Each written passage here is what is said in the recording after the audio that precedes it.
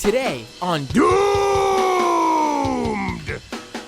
Welcome to the annual meeting of Antifa journalists, ladies and gentlemen, where us Antifa organizing left-wing radicals, who are also journalists, get together to discuss. Alright. In case I've lost you, don't worry, everybody.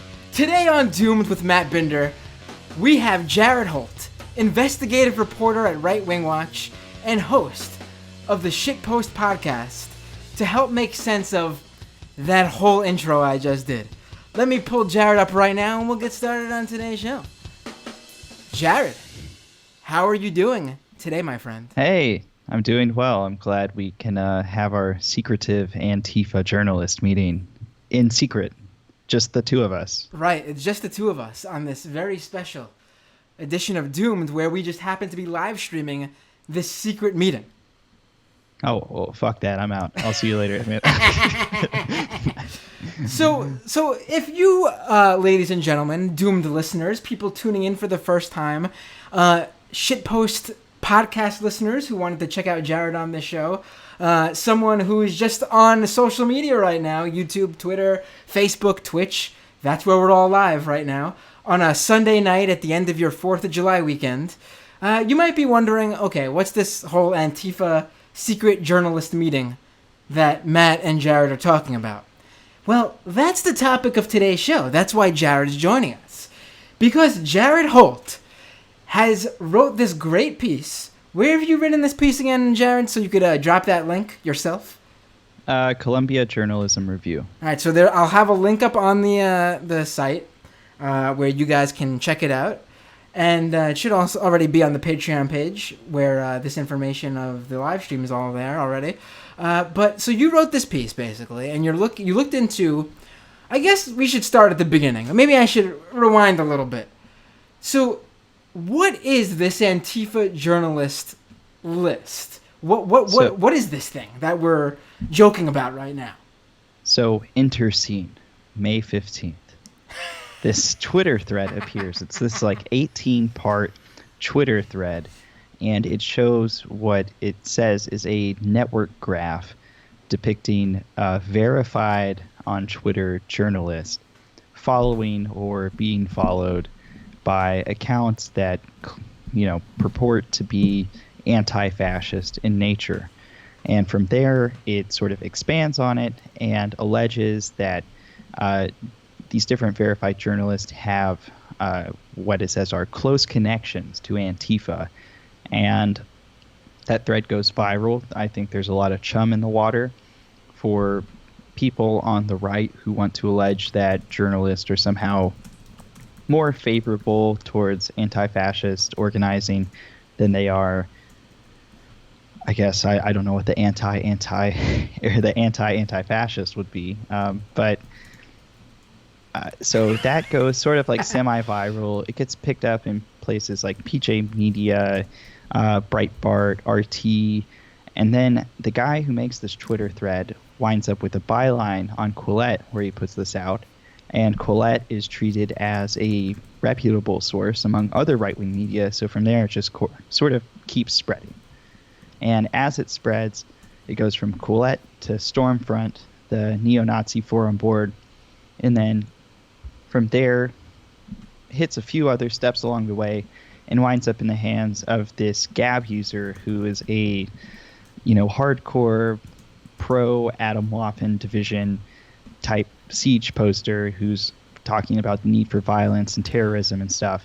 Don't you hate when those people just happen to show up on your Nazi friendly social media website? Just bothers me so much. Yeah, but then they make this video with images of shooters and different music, and the journalists that are highlighted in this Twitter thread and then later on Quillette are then featured, and the caption is "Sunset the Media." So we get this, this Twitter thread gets manufactured into quasi, seemingly legitimate information to these audiences, and then it winds up with these reporters getting very serious threats. So where did this list come from? Who is this guy? I know you mentioned basically where it was posted and everything, But who is this? What is his name? Owen or Ian? What's his last name again? We were just talking about him before. Linehan. Linehan. All right. So who is this guy really? Like, what's his deal? I'm assuming, as a true, researcher and analyst who did the work here, he found out that you were doing a piece on his work, and he wanted to speak with you to set the record straight.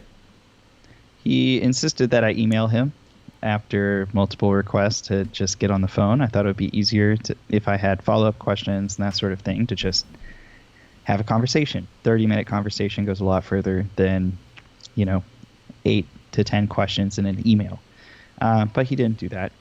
So this guy, Linehan, he has a doctorate in philosophy, I believe it is. It's been a few weeks since I've written this story. And essentially what that means in the German education system is that you studied at a school for a certain amount of time. It's not the same sort of doctorate program we think of in the U.S. And that doctorate was in, I think it's called pedagogy, or I'm not sure I'm pronouncing it right. But it's essentially the study of how to educate people. Although people who have been watching this space for a while would better know him by his moniker Prague Dad. Prague Dad was this ostensibly a satire account. It was a troll account that ran deep in these squads that have organized on Twitter that were spreading disinformation, that were at one point engaging in a harassment campaign against journalists, spamming them with photos of bricks implying a violent threat. So when you connect the dots, essentially this thing was made by a Twitter troll who and I will hand it to him, a very elaborate, thought out one at that. This is a guy who once filmed a video of himself doing a expose on groypers and went through all the trouble to go under a bridge and tape a printed out groyper to a pole on the bridge and film this video about it. This wasn't just some idiot on his phone. This was a guy who was committed to the bit. All right, so for people who don't know, what is that? Explain really quick. A groyper? Yeah. Imagine Pepe, but kind of deformed and a bit more racist. All right. It's basically if you thought Pepe was dumb, it's take the dumbest right wing meme you could think of, and that's probably it. Yeah, essentially you dump Pepe in a blender and spill him out on the table, and that's what groyper is. Now, so this guy is basically this right wing troll who put together this list of. Did he ever publish what made up this? How he even got this data? If there was anything even behind it, or was just him just randomly picking any sort of Twitter user that he deemed to be on the left or had liberal leanings or something like that? So the way he explained how he did this was he just used this digital tool to make a network connected graph, which really only shows follows and it's not really engagements. It doesn't show whether these journalists he selected to highlight, and they're not even journalists, they were just verified accounts. Or I should say not all of them were journalists. And it doesn't show if they were replying back and forth, if they were messaging, if they were friendly with each other, just that they followed each other. And that doesn't really prove anything. I follow a lot of people I don't agree with. By that same logic, if you follow someone like Richard Spencer, would I say you have a close connection with Richard Spencer, or that you just want to keep an eye on Richard Spencer, or want that information just sort of in your peripheral vision? The point is right. I mean, for example, I follow, and I'm sure many people do, I follow Donald Trump.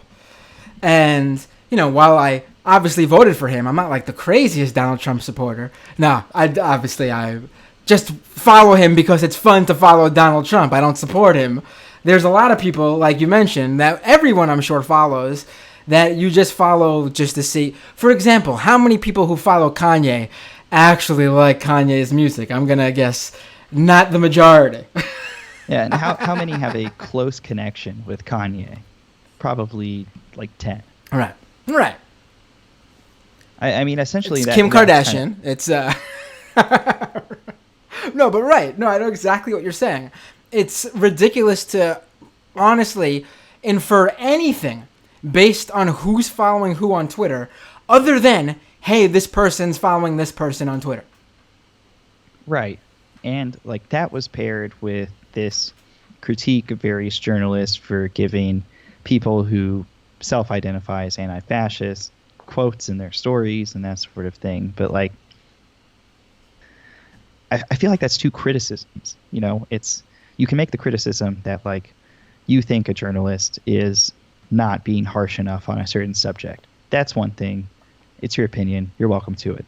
But when you try to bring this like weird network graph that doesn't even really tell us anything about it and try to slam the two together, that's where there's like a real issue, and there should have been very serious fact checking, and like that would have never cleared at an NBC or a Washington Post or a New York like that wouldn't have got off the editing room floor, let alone published. Well, if correct me if I'm wrong, but this list wasn't just like, hey, these people are left leaning, so they may be sympathetic or write in a more positive tone about Antifa or the left in general, but it went further than that. Didn't this list try to make the case in some way, or the people who were covering it tried to make the case in some way that this data showed that we were at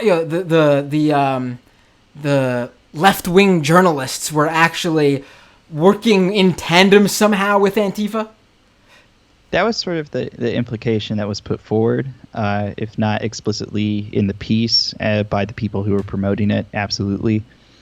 And that's sort of where I think it gets a little dangerous. We have this right-wing environment where Antifa, anti-fascist folks are quick to be branded domestic terrorists, and if you slap something that has come to be associated with domestic terrorist on a journalist who's just trying to do their job and report on the far right and get interviews with sources and stuff, like you're putting that journalist in risk. Right. At the hands of your audience. It's not even just like, if you're priming your audience with one oil and then you hit the match, I just don't know what a reasonable person who took a step back and thought about it would expect from that. Well, I got a hint for you, Jared. We're not dealing with reasonable people. So we're going to get more into those specific outlets. One in particular we're going to go into. But I want to talk a little bit more about this list in general because, and this may be a little bit off the topic, but I don't think so. I think this list, the way it was covered, the way it was even just created and put out there, I think it just continues to show how maybe it's a combination of two things. The right still doesn't understand what Antifa is, or B, they don't want their audience to understand what Antifa is, and they get it. Like the idea that there's some sort of membership, like a card-carrying membership group called Antifa that gets together and plots these things out, and there's some sort of journalist line in there where they're part of the group or working in tandem with the group. It's ridiculous. Like, it's just literally, Antifa is just like the same as saying I'm a progressive or I'm a leftist or I'm a right-winger or I'm a conservative without actually belonging to any sort of specific group like a Turning Point USA or, I don't know, Stormfront or something like that. It's literally... Yeah, I mean, I've been at these protests, whether it's in Portland, in D.C., in New York City, and I've talked to these activists. It's my job to go out there and talk to, anybody who will talk to me. It's your job as a journalist and also your job as the head of press for Antifa Incorporated, right? Yes. Oh, God. No. It's, no, but I mean, I talked to them and there's sort of to what you're saying, there's not a coherent ideology going on there. You have everyone from anarchist to, people from the local library. Like I would talk to groups in Portland, they'd be like workers' unions, concerned moms who have kids who just didn't want that in their city. It's sort of a big bundle of people. Right. So it's more like I feel like it's more accurate to say that like Antifa is like the gathering of those people. It's not really like a coherent group or ideology. I don't think anybody's paying like Speaking of the gathering, there are Antifa dues. there are also juggalos, I'm sure, in Antifa. Speaking of the I haven't run into any juggalos personally. I do remember, not to go off topic here, but I do remember that when the Insane Clown Posse was holding their rally in Washington to get themselves delisted as an official like gang according to the FBI, they ran into like an Antifa protest or something like that, and they joined up because they're not a fan of the fash. The clowns are not down with the fash. Oh man, that doesn't surprise me. But but let's talk a little bit more about. So this guy, Linehan, either Ian, Owen, or a combination of the two. It's because it's spelled like E, so people understand that it's not like we're lazy and didn't look up whether it's Owen, O-W-E-N, or Ian, I-A-N. No, it's spelled E-O-I-N. And we were debating before we went live whether it's Ian or Owen because we feel like it could go either way. So I'm going to just call him E. Owen. So yeah, no, that's the problem of being I do my reporting in writing. So like right. I do this on my podcast all the time. I just botch names like crazy. I could spell them with my eyes shut. But listen, if this was a guy if this was even some sort of right wing figure that does some sort of media, obviously we didn't just like show up on air and not do anything. Like we looked up I personally did. I know you did too because we're discussing it. We know how to pronounce every name we're going to tell you on this show, except for this one guy because he's never been on any shows.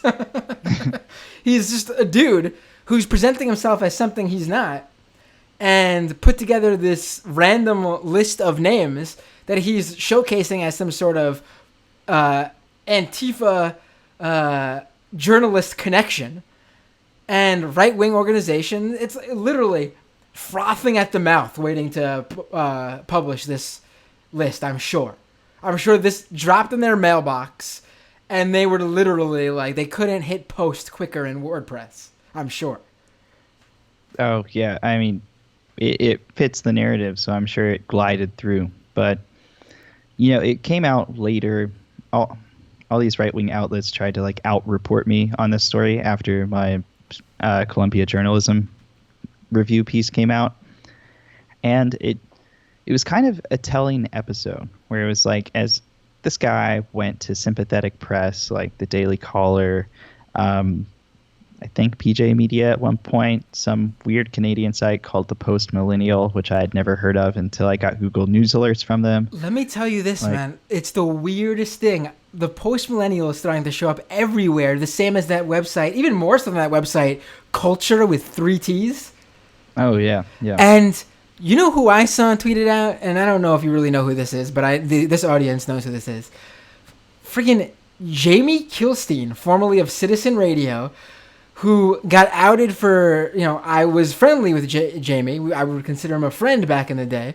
But he had his own sort of Me Too moment and disappeared. Citizen Radio ended. And he showed back up from being Mr. Vegan Progressive to all of a sudden being like a version of Dave Rubin writing for the Post Millennial with the whole both sides do it sort of shtick. And it's like, that's how I discovered the Post Millennial, because of Jamie Kilstein writing for them. And it's like, man, what a disappointment, dude. But that's a little, another little segue on this episode. No, not segue, another little off topic. Segue would be if it made sense. Continue, Jared, I'm sorry.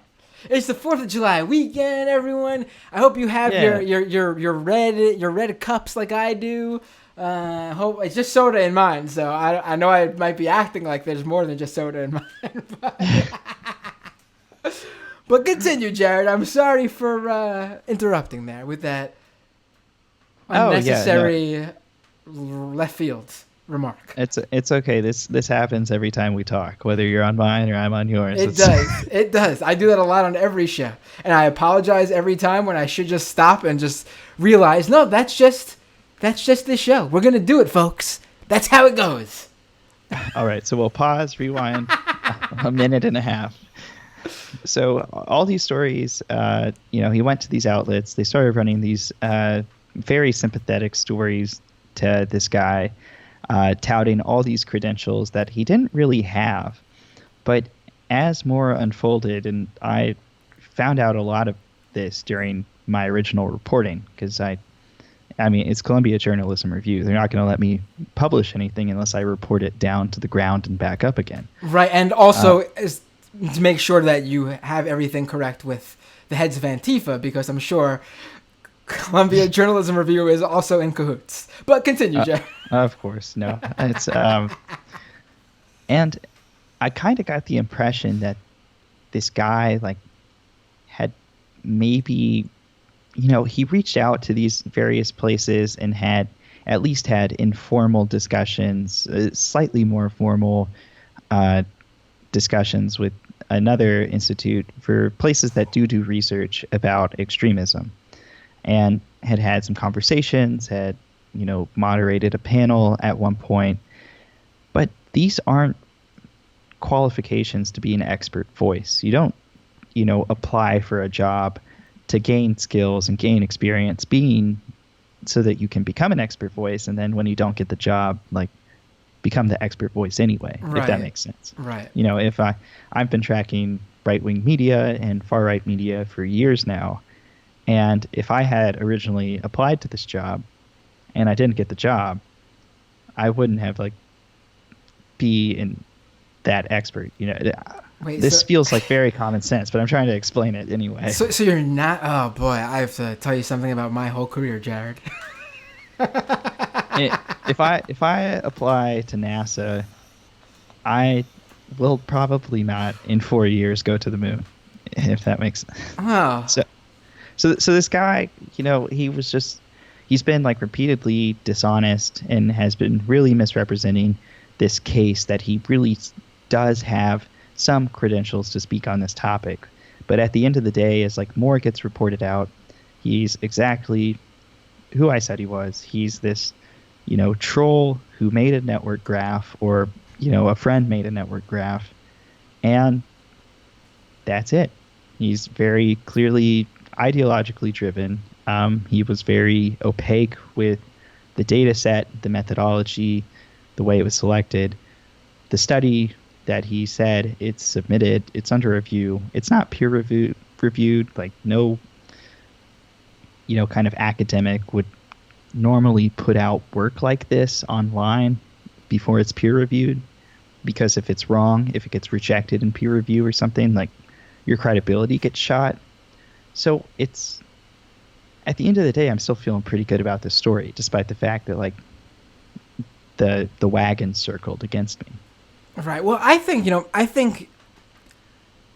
this day and age, I think it's legit I think anyone really could put something together like this, and possibly, without, obviously you can't misrepresent yourself. I've had on this show, basically people who track different social media analytics and data to try to break down, where fake news is coming from, where misinformation, disinformation, foreign interference in some cases, but we always represent them as, this is someone who, this is their qualifications. Maybe they're a software engineer, maybe they do data analytics on their own, their own hobby sort of thing, and this is their data, and this is how they're proving to us what they found. But it's all presented that way, and with that addendum and that understanding that these people are good at what they do. I wouldn't have them on the show if they weren't, but they are exactly who we're also telling you they are.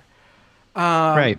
But if you're going to provide anything as scientific proof, as objective, undeniable fact, unquestionable fact, you have to be as transparent and forward as possible, and that's just not what we saw here. Right, exactly. Because listen, anyone nowadays, and as you know, I'm sure from your work and seeing this, anyone can do journalism, especially now. And that's good. Everyone should do journalism. Awesome. That's great, yes. Whether you want to be a journalist or not. You should report what you see, spread the word about things that you think are problematic or something important happened in front of you. Definitely. But also, don't misrepresent yourself and try to bullshit stats to try to bolster a claim you're making that may or may not be true. And like you just laid out for us, that's the case of what happened here. Yeah, and unfortunately, some, very hardworking journalists found themselves at the brunt of threats because of this. It's not like this isn't a game. These reporters are reporting on groups and movements that very well, I report on some of these groups. Not, we don't all share a beat, but like there's some overlap there. And, it places you in situations where you can often be the subject of very intense, very credible threats, if not just outright violence. Do you know specifically that there were people on that list who were, I mean, I've seen people say it on Twitter, but I just want to confirm for the sake of the show. You've seen people say they were harassed due to this list. Yeah, I've spoken to many of them. And there was the video. We have a copy of the video still. It was reported to law enforcement. People reportedly received harassing messages. They received threats. And I didn't talk to anybody who got reached for comment on this, original series of stories that went out. I didn't reach out to all, I think it was like 15 or 16 people that were named in this so-called study. But I reached out to a handful of them and tried to get information, see what they knew. And apparently these things ran without even giving them a call or asking them, hey, what are we looking at here? Which is another just utter failure of any sort of, the bare basics of journalistic ethics. Right. If you're going to break news on a story, you need to reach for comment. Oh, absolutely. Absolutely. And clearly the person who put this together did not want to be reached for comment. But let's now segue to this, because this is where I think we get into, I think your piece is great as is, but I don't think we're able to tell the future and see that a certain editor of a certain outlet that published this list would have their very own interaction with Antifa just a week or two later that pretty much blew up everywhere. So let's get to this outlet. Why don't you tell us a little bit about, is it the Quillette? It's Quillette, yes. Tell us about Quillette, because interestingly enough, while I've been following this, this outlet online, I've made fun of various things they've put out there. I don't think I've talked much about them on this show yet. So let's get a little bit of a quick primer on basically what is Quillette, what is their political leanings, who runs the show there. Yeah, so Quillette is a Australian digital site. It's it was founded and is currently led by a woman named Claire Lemon. She, went through sort of university academic circles, very fascinated with this idea that some sort of like genetic difference could explain differences in qualitative studies between things like crime rates, if I remember correctly, violence, stuff like that. So it essentially trying to take like a hyper academic route towards what gets distilled down in its most racist form as like race and IQ stuff. Right. I think there's a name for that sort of racism. But this site has expanded in the past few years, and now has writers based in the U.S. and has been, getting some pretty significant traffic as the intellectual dark web rose up. That was like one of the things that came up with it, as Dave Rubin, as Joe Rogan, all these people from that infamous Barry Weiss profile sort of rose up to the center of politics in America. Along came this website, this Australian website. Yeah, with that, it's like the website claims to come from, the same term we hear all the time, classically liberal perspective, where even it, and there are like occasionally some viewpoints published on the site that sort of like swing all over, the political dial. But generally, I think most people on the left would interpret the sort of the way things are framed there and sort of the ratio of content to be more favorable towards right-leaning narratives and right-leaning perspectives. Right. I mean, I pretty much have a belief that the reason they even post any of that very rare swinging all over the political ideological spectrum is basically so they could make that claim that, hey, we're not a right-wing publication. Look at these 3 articles we've published in the history of our complete... it's the same reason I think that Joe Rogan has someone as boring and inconsequential as the Peter Thiel guy. What's his name? Eric Weinstein or whatever his name is. Mm-hmm. Like, why no one cares about that guy? He has no place anywhere. He's not an important figure on the right. He's not an important figure in the center. He's not an important figure on the left. He's literally just there because he likes to say he's a liberal who just happens to somehow believe everything the right does. And, hey, have this guy on because we could at least say, look, we have a liberal on the show. Yeah, I mean, I think you could most accurately describe Quillette as like libertarian, if that makes sense. Like the libertarian cause aligns more closely with the right-wing cause, and I think is naturally more sympathetic to that cause. Yeah, I could see. I think you're right there. I actually think it's more so even just like, just literally, I know it's not an ideology, but it's literally just an outlet that has completely tried to become, like you mentioned earlier, the outlet for the intellectual dark web. And I would say those guys aren't libertarian, but I think that that's an accurate description, somewhere in the middle. That's at least the vibe they're trying to give off. Right. Like somewhere in between libertarian and just straight up being an IDW website. That's definitely Quillette. Now, something really funny happened on Twitter when the editor, Claire Lemon, tried to defend her fact-checking and rigorous review of this Antifa journalist list they published after you basically, in the nicest of ways, I'm going to classify it as this, tore their any sort of journalistic integrity they could ever pose to have to shreds.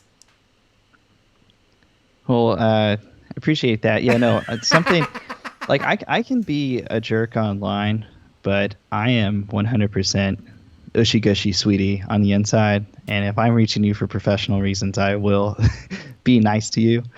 But Claire told me that I was an activist and not a journalist, which I must have like forgot my pink hat and like resist sign somewhere. Right. But yeah, no, something really funny happened though. Will Summer from the Daily Beast like replied to her tweeting out a screenshot of my, again, very polite request for comment, and was like, yo, WTF, you didn't fact check this? And she told him to kiss her ass. So big brains going on right there. Maybe that's just what journalists do. Maybe that's all Ian had to do to get his stuff published in Quillette.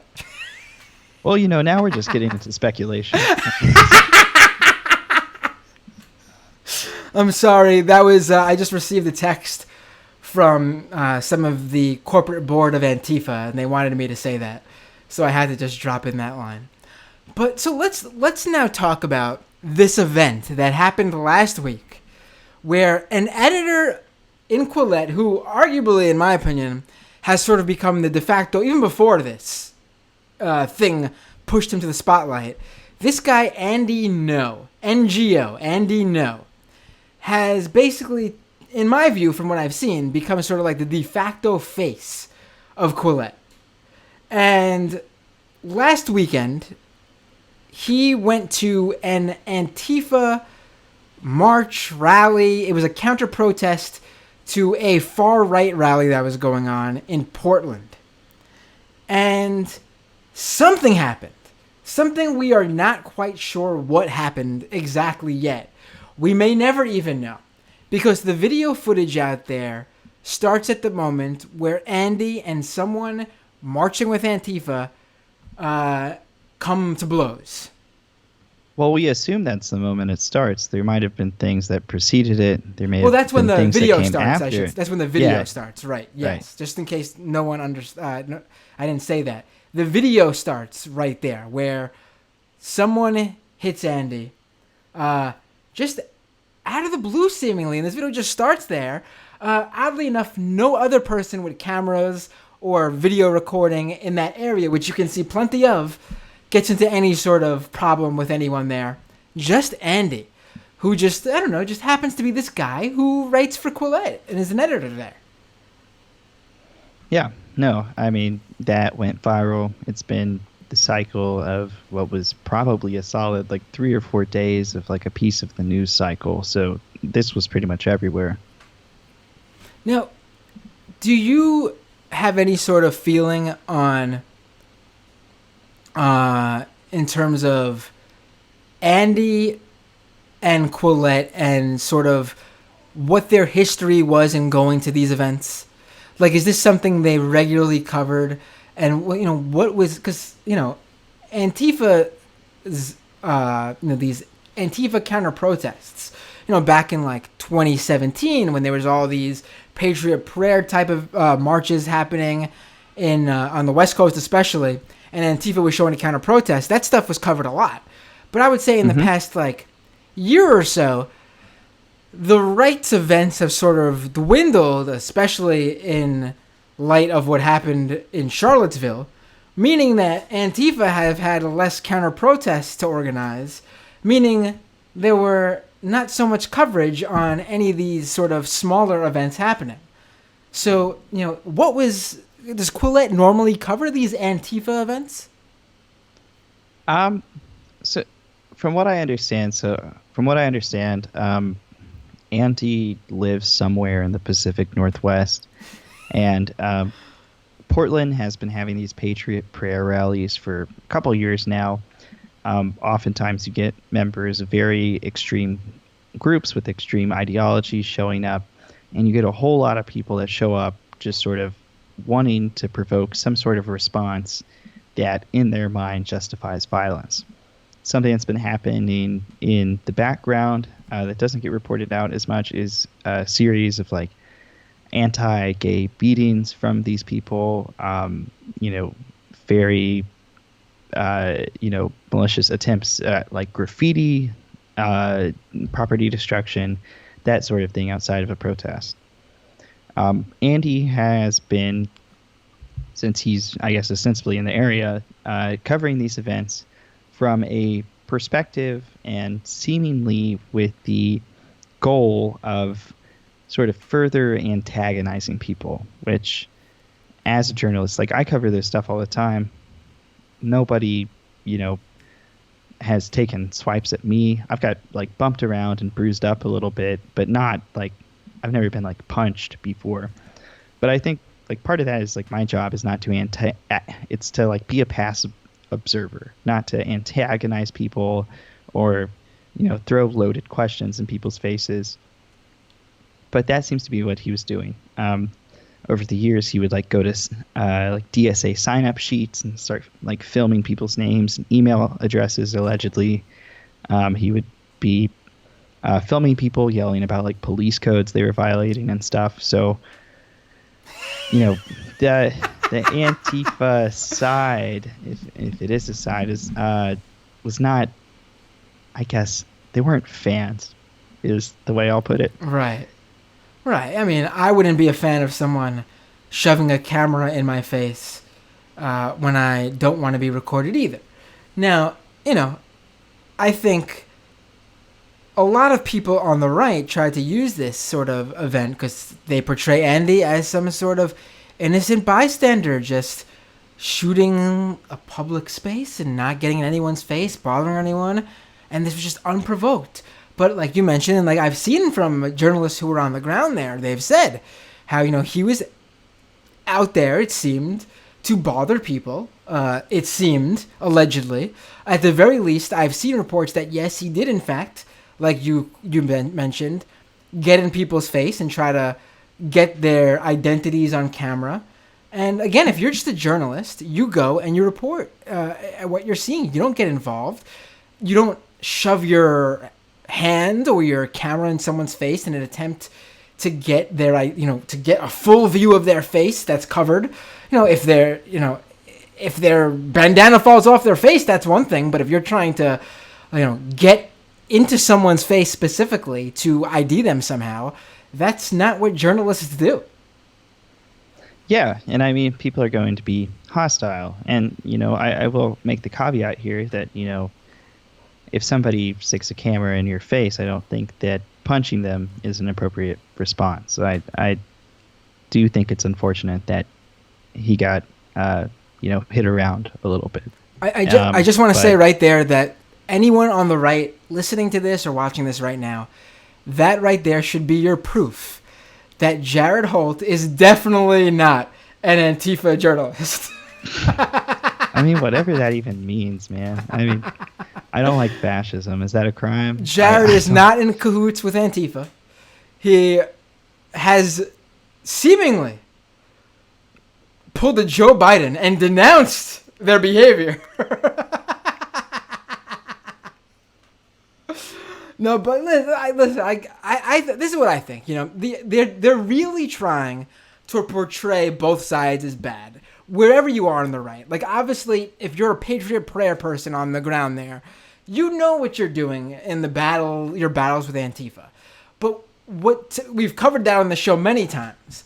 But to me, the sort of mainstream right, or the people who try to present themselves as mainstream right, like the Quillettes, they need to create this narrative that the other side is just as violent, because then there's no way to defend that, hey, how can we possibly be on the same spectrum as the undoubtedly bad guys walking around with Nazi paraphernalia, with guys who are hitting people with sticks and are not allowed to leave their state anymore because of sort of the legal ramifications of what they've done.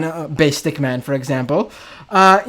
It's something to me that this whole it goes up there with the whole thing where it's like, oh yeah, well, what is socialism and communism has done? It's killed millions of people. It's like Antifa's out there marching for some sort of political ideology. It's just ridiculous. It's literally people all over the left wing spectrum, from like you mentioned, we got librarians and moms to anarchists saying, hey, we don't want Nazis, white supremacists, white nationalists, people on the far right in our town. And that's all it is. And if a normal person who isn't in the political bubble hears that and finds out that, they're going to be on that side. So they have to hear that, these guys are just as violent and they wear masks. I mean, it's one big game of like the thing that 8-year-olds do where they go, I know you are, but what am I? And it's just like that, but like a sophisticated media operation. Listen, I want to say in my dream world, this is my ideology. In my dream world, when Andy No gets punched in the face, he gets to go to the hospital and not have to put together a GoFundMe for his medical bills, because he would be covered under Medicare for all. Because the left-wing position is nobody should die, no one should get sick and be stuck in debt. Everyone should be taken care of and not worry about these sort of things. But the right can't say that. They have to say that Antifa wants to do harm to innocent journalists just trying to do their job. But that's just what we've become used to now. Like, there's no sort of there's no sort of speaking any sense to it. The only thing left to do is to sort of debunk the obvious lies, like when someone puts out an Antifa journalist cahoots list and tries to claim that people like yourself were you on the list, by the way, Jared? I was not. That would have been a conflict of interest, and I wouldn't have been able to report that story. So you're definitely the real deal there. A lot of those people on that list, I would say, are in your wheelhouse in terms of, if I was to put together a list of people who covered this stuff, you would be on that list.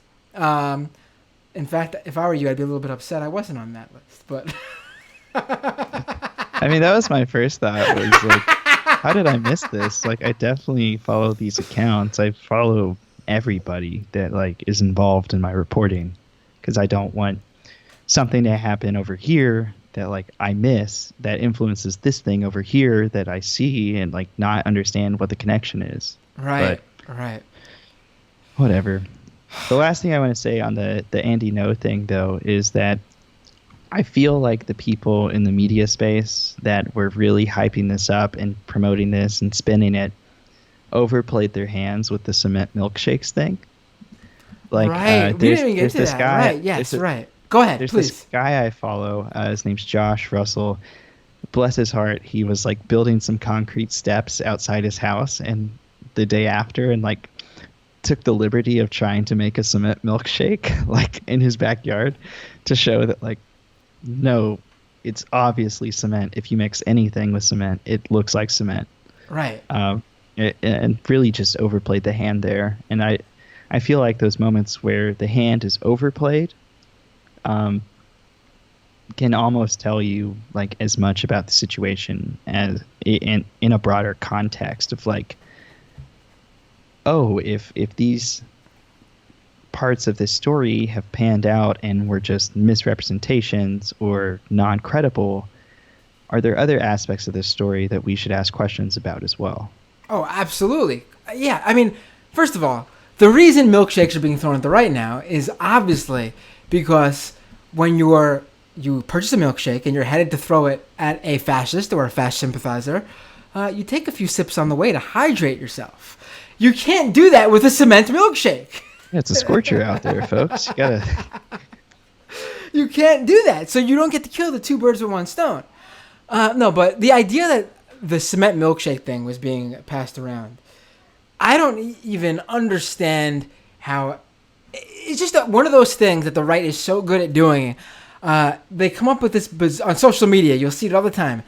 These bizarre things that only like, not to throw this very specific generation under the bus, but let me do it. Boomers are really good at coming up with this really bizarre, like, they put I don't know, poison in the Pop Rocks, and like they come up with these weird, nonsensical things that no one would do because they just weren't like. Who would think to even try making cement milkshakes? Why would you do that? That would be so. It takes cement like half an hour to dry. I don't know, like, but like what got so bad about that was like the claim bounced around a little bit, and then like somebody at the Portland Police Department was like, "Oh shit, really? I need to send that out," and then it just like blew up the whole situation, and like suddenly this was a thing that was reported in otherwise like credible outlets, but they're like the police said they heard this, so now we're saying it. And right. They would never do. The police would never do that in any other circumstance. Are you kidding me? They would broadcast reports that they are hearing. Like, that is unbelievable that would happen. And clearly, like you said, it added credibility to this ridiculous concrete milkshake claim that anyone with half a brain would know was clearly not true. I don't even know what I want to say something more about the idea of cement milkshakes, but I'm literally cannot even think what else could be said about something so ridiculous. Yeah. So what do you think is?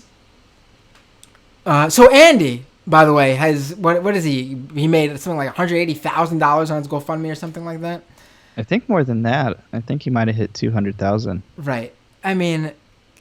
Which I will gladly, take a couple punches for half that but would prefer a milkshake, honestly. You know what, man? Forget the milkshake. Literally cover me up to my neck in cement. I'll take the $200,000. Do it, and then you can just chisel me out. I don't think you actually want that. No, but it's unbelievable, these things that like literally, ladies and gentlemen, there it is. That's the essence of this entire thing. If I really wanted to do a 2-minute like TV spot on this, that's the ball game right there. Here is the right-wing grift once again. That's what it's all about. I mean, they know at this point, whatever they do, put out an Antifa hit list and an Antifa journalist list, and then when they come at us, we'll turn ourselves into the victims and raise money off of it. Let's go to an Antifa counter-protest. We'll get in people's faces. We'll egg them on till someone snaps and punches us, and then we'll raise money off of it and line our pockets. Like, that is the outfit here. That is the revenue stream. That is the business model. That is the entirety of this whole literally scam. That's what it is. The right-wing media sphere at this point is literally a get-rich-quick scam. It is a late-night, 2 in the morning infomercial trying to fool you to get that extra snuggie, I should say. I'm sorry, snuggie for the $10 in 10 monthly installments extra. well, Huggies if you're TPUSA. That's true too. Right. It's literally the Trump bear, where you're getting a teddy bear for $50 a month, 3 installments. It's like, that is the game here. It is all about how can they make people feel bad for them, make them think that, hey, I'm doing something important here that you have to fund me for. I'm a victim. They're coming after me, and I can't do my work if you don't fund me. Which, by the way, patreon.com/Matt Binder, folks. I can't do my work. They're coming at me. The right wants me. I can't. You gotta donate. Otherwise, I can't do what I'm doing here. But literally, that's their. That's the thing. That's the scheme. And, Jared, I joke about it, but what's going on, man? And come on, people. If you're not a right winger, you gotta help the other side debunk this shit and join their Patreons. Donate to them. The left needs a better grift. We haven't figured it out. I guess, or I don't know. It's like the people that actually care about stuff on the left, and certainly, reporters that personally lean to the left, still have that thing inside them called a conscience, because the biggest superpower you can have in media is to not feel shame. If you don't feel shame in what you're doing, then right. You're unstoppable. Right. People like Jacob Wool, for example, that dude gets caught in every lie. That dude gets embarrassed up and down every time he does anything in public, but he feels no shame, and that makes him a god figure in the media ecosystem, and then thus attracts more media coverage, and the cycle goes on and on, Right. I mean, if you think about it, even our equivalent, even the left's equivalent of a grifter, and when I say left, I'm not meaning the ideological left. I mean just anyone left of the right, your liberals, your centrist Democrat types, even someone I don't know, a True Facts Stated, or a Krasenstein Brothers, or an Amy Siskind. Well, she might be a bad example because I'm pretty sure she's raking in money. But the Krasensteins are a good example. They had a huge following online, but when you look at their Patreon or whatever, when they had their podcast out there, I mean, it was a decent little amount if you're just a nobody, but for the amount of people they had following their every word and retweeting their stuff, again, I'm sure the content wasn't so great, but that's not how this works.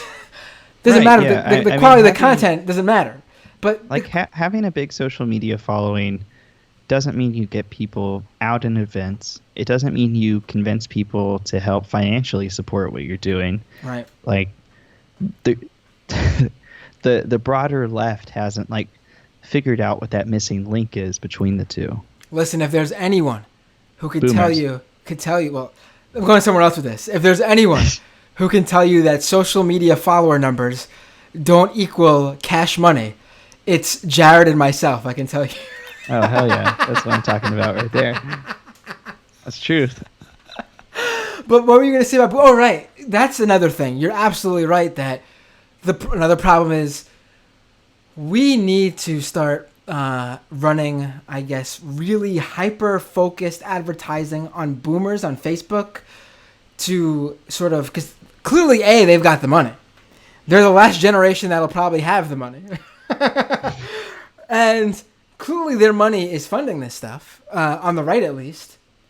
We need to there's got to be some like old school hippies that struck it rich at some point, and are living in the vineyards in California or something, who can donate to some sort of leftist podcasts.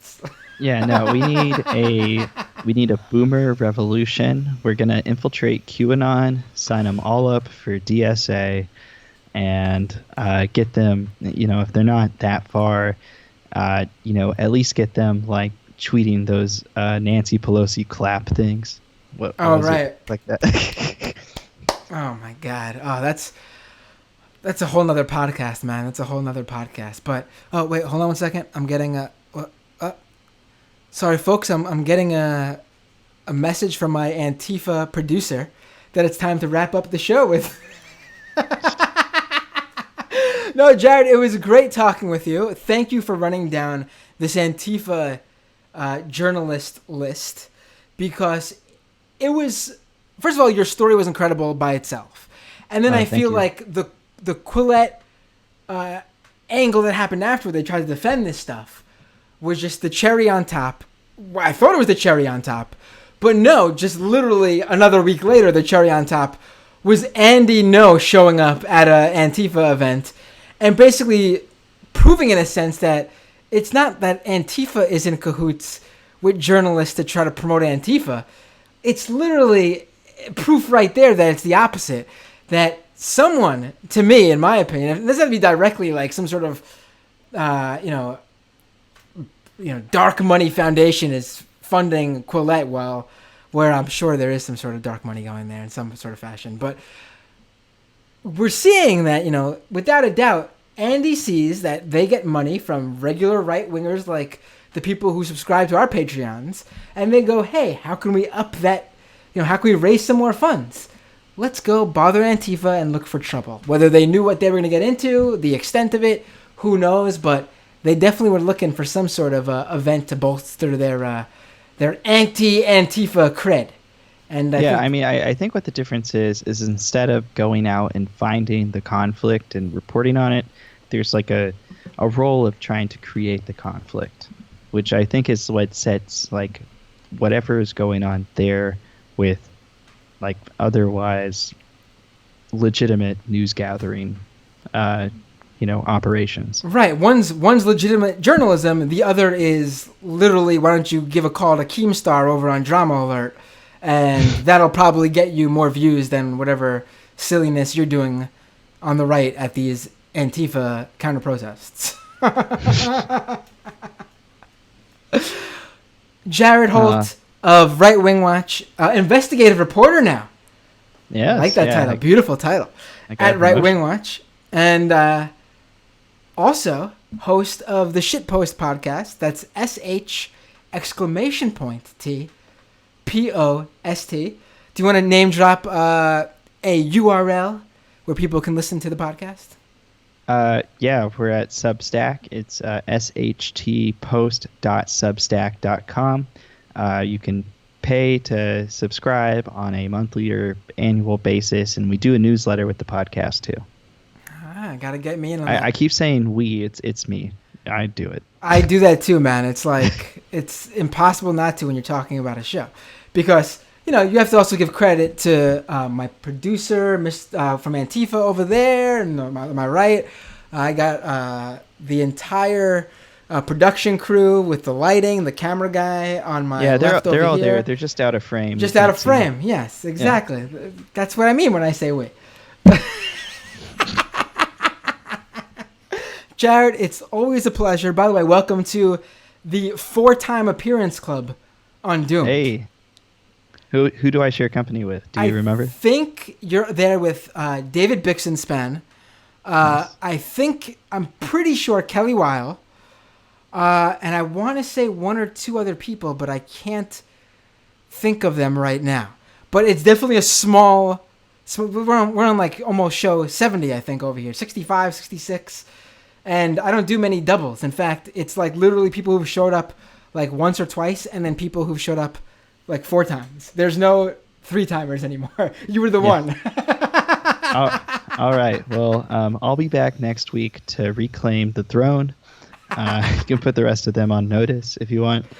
Well, the funny thing is, I was speaking to, actually, 2 weeks ago, I spoke with Michael Hayden at Hate Watch. And he brought up your article, and he gave us like a really brief like rundown of basically not the story so much as the sort of quick sort of background of how this guy was known as Prague Dad. Prague Dad. Ian was or Owen. Progressive Dad. Yeah, Prague Dad. Yeah, and I said to him, literally, people like you. Well, I said to him specifically, but in general, people like him, you. Kelly Weil, like I just mentioned before, I could have you guys on every week and there'd be some new insanity. Literally, each one of you could bring a new sort of right-wing insanity to this show. And it's just that crazy. It's that, like, the news cycle on the right goes so fast because they need to come up with so much ridiculous stuff to make a mountain out of a molehill out of, so they could, like we just said, build up this sort of revenue model. We need to do that, Jared. Stat. Yes. All right, yes. Jared. Revenue model. We'll talk about it in the next meeting. Right. At the next. Right. Yeah. Quiet. That's our little secret. Take care, Jared. Antifa for life. Take care, Matt. Thanks for having me on again. Thank you for coming on, Jared. Always a pleasure. All right. Cheers. All right, folks. To support this show, go to patreon.com/MattBinder. The current asking price is $5. You can give more. You can give less. As of right now, it all gets you the same. It gets you the bonus show. Every week, we do a public show for everybody that gets released as a podcast on iTunes, Google Play, etc. And then we also continue going after that show ends on the live stream. And we talk, usually we talk a little bit more about what just happened on the main show. We'll sometimes hit smaller stories that happen during the week. Other times we just literally back and forth conversation, chit chat with the YouTube live streamers. Every now and then I'll take calls, but usually there's not enough time because we always go along with the guest. But I'm also going to start, I've been talking about this many times, but we're going to get this going because the Patreon is growing. And when the Patreon grows, I can do more with you guys. I am going to start planning out. I'm going to talk with the Patreon subscribers to figure this out. A call-in show that we do at least once a month to make sure that even if we can't fit in calls on the weekly member show, there is a show a month where it's just all calls. And we've done 1 or 2 of those before, actually, in the past, since this show's been going over the past year and a half, and they've been great. Lots of callers. I've enjoyed them immensely, especially the Bernie Sanders one we did when Bernie jumped into the race. So patreon.com/MattBinder. To the Majority Report listeners who saw my grand return to the Majority Report last Friday, thank you for joining us today. It's a pleasure to have you on Doomed. I know literally every week I got someone saying, "Hey, Matt, old Matt, I didn't know you had your own show now." So I hope more of you know about this show. I thank Sam for having me on. It was a pleasure to be on with Michael and Jamie and Matt Leck and the other guy on that show. And what else? How else can you support the show other than patreon.com/MattBinder? Go to iTunes. Leave an iTunes review. You could leave a star review, a written review. It all helps get this show noticed. Very important. Subscribe to our YouTube channel, youtube.com/MattBinder. Another update I am happy to give you guys. We are now remonetized on YouTube. YouTube has remonetized my channel. I reached out to them on Twitter. They explained them the situation. They reversed the decision because I did nothing wrong. And I'm now remonetized. So you can send your super chats if you want to give a one-time donation right here on YouTube. You want to subscribe to the monthly Patreon. Maybe you just liked something me and Jared talked about in this episode. It's like a little tip you give us in the super chat on YouTube. Yeah, subscribe on YouTube, review on iTunes, Google Play, all that fun stuff. Support the show, patreon.com/MattBender. I'm sure there's other things I'm forgetting. But let's go to the Patreon-only subscriber part of the show. If you're one of the lucky live stream listeners joining us live tonight on this wonderful 4th of July weekend, the end of this 4th of July weekend, stay tuned, stick around. You can get a little sneak peek of what we do here on the Patreon-only part of the show. And for the rest of you listeners, I will see you next time on Doomed.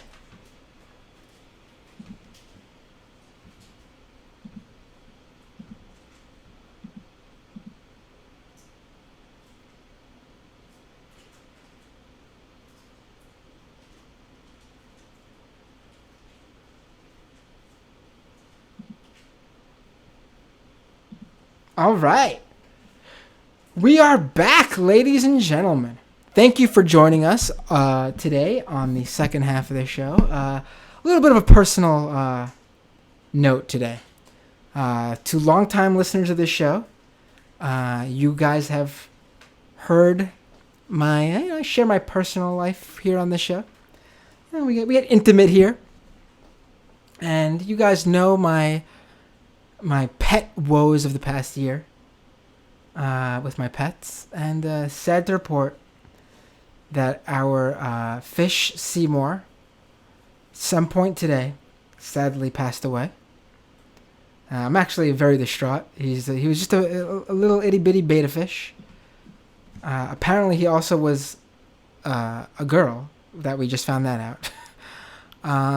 But fed him this morning, apparently. I did not feed him, but my partner did, and he was fine. And then we went to feed him tonight, and sadly, Seymour is no longer with us. Ezra, my son, does not know yet, so we'll have to break that news to him at some point tomorrow. You guys will recall that we got Seymour when that horrible month span where both our elderly dog, Josefa, and our fairly young cat, Milkshake, suddenly passed away. And he was a good fish who helped us get through those tough times. So, Seymour, thank you. I will always remember you. Love you, buddy. I don't know what to say. I'm a little bit down in the dumps. Sad news to get before going live on the program. But let's go to the comments now, and we'll chat, guys. We'll have some fun on the show. Let's oh boy, a lot of messages, a lot of chats on this episode. Good, love to see it. Love to see it.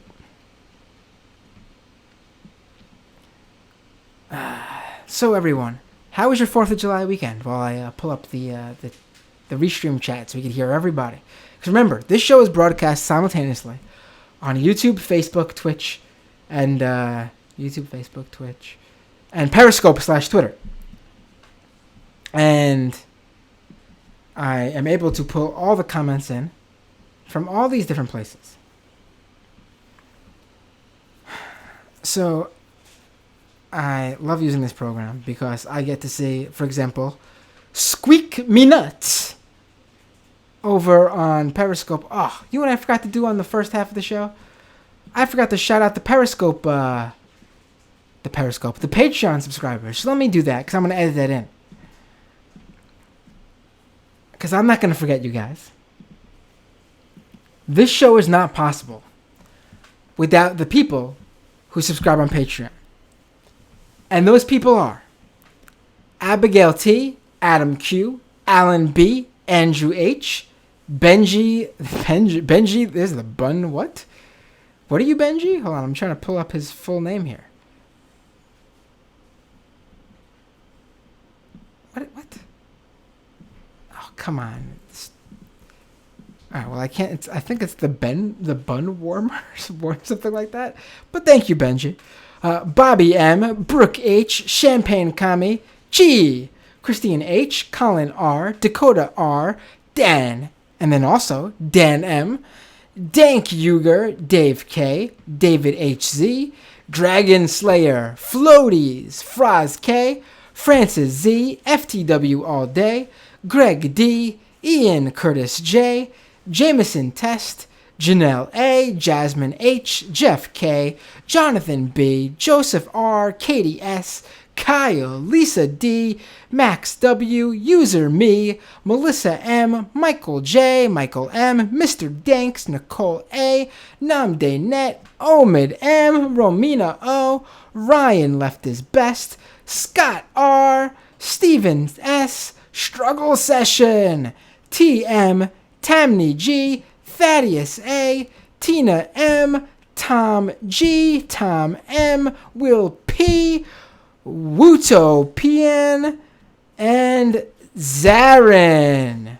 Oh, it's Wutopian. Okay. Silly me. Thank you guys so much for being Patreon subscribers.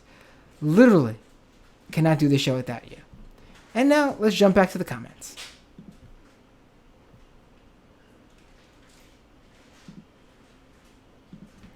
And now I've lost the comments. All right, let's do this. I got him now. So yeah, I get to see Squeak Me Nuts say 666.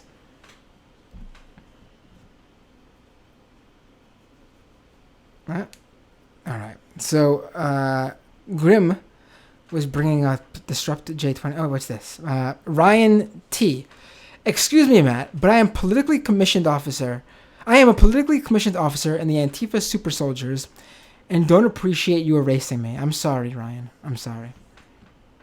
I'm very sorry, buddy. Ryan also says Juggalos are comrades, and that's true. But Kennedy does say that there are people like her brother, who is a shithead libertarian Juggalo. Renee says clowns aren't down with the red and browns. Kennedy also adds that Juggalo anti-fascists are a thing, right?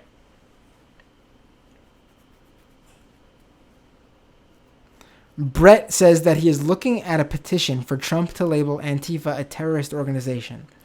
It has 36.5 signatures, 1/3 of the way to their goal. Yeah, that's a thing, I'm sure. But who? I mean, will Trump pay any attention to it? Some say yes, some say no, I guess. The world will never know.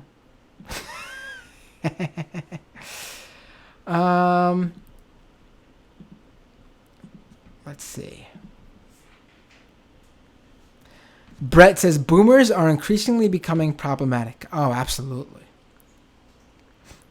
Steppen Racer says Juggalos were throwing shit at Tila Tequila before she was doing photo ops with Spencer. Right, they were early on the Tila Tequila Nazi thing.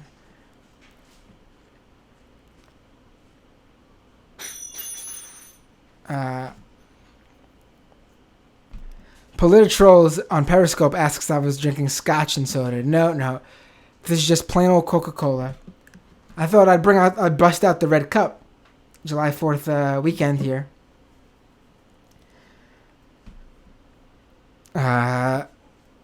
Politics Understander says, remember when it came out that TPUSA's biggest demographic by a huge margin was boomers? I remember that. And it was not surprising, yet still hilarious to officially see confirmed. I mean, there's a number of conservative organizations, actually, that try to... Wait, what's this? Says Michael. My super chats have not been activated yet. This is a horrible, horrible thing I've just discovered. I need to discover what's going on, and I need to remedy this immediately. Excuse me for a second, folks. You are going to watch me right now, in real time, try to figure out what the hell is going on with my super chats. Let's do this. They're not enabled. I need to re-enable them? Folks, all right. You are going to see, in real time, a YouTube channel become enabled with her super chats. Ready? Here we go. I'm going to share my screen here. This is going to be fun. If you're watching on the YouTube channel, this is going to be fun. This is the only sort of thing you see at youtube.com/MattBinder. You won't find this sort of quality content anywhere else. Okay, I'm sharing the screen. Here we go. All right.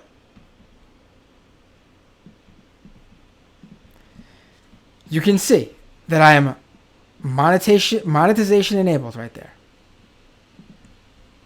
And now I'm going to scroll down to the super chat box where it says I am super chat eligible. You guys see that there? Look at that. Super chat eligible. I'm going to click enable. Let's watch this happen.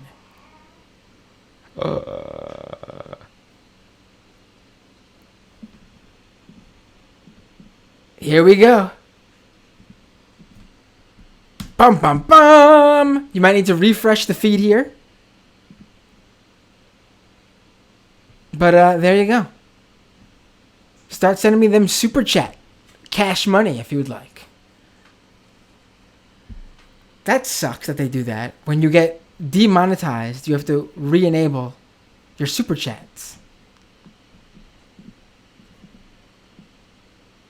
But thank you so much to Michael McAllister over on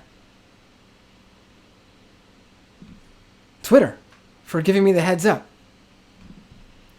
Let's get back to the comments. Oh, what was I saying? Okay, so yeah, there's a number of right-wing organizations that try to focus on millennials, young people, youth subgroups or factions within these organizations. And it always comes out like that the leader of millennial outreach is some like balding 45-year-old dude or like some 50 to 60 year old like boomer. It's yeah. It's funny. Renee says support Doomed on Patreon. Yes. Rob Plutonium on YouTube says I love both these guys. He sent that when Jared was on with me. Why, thank you, Rob. I appreciate that. I love both these guys, meaning myself and Jared too.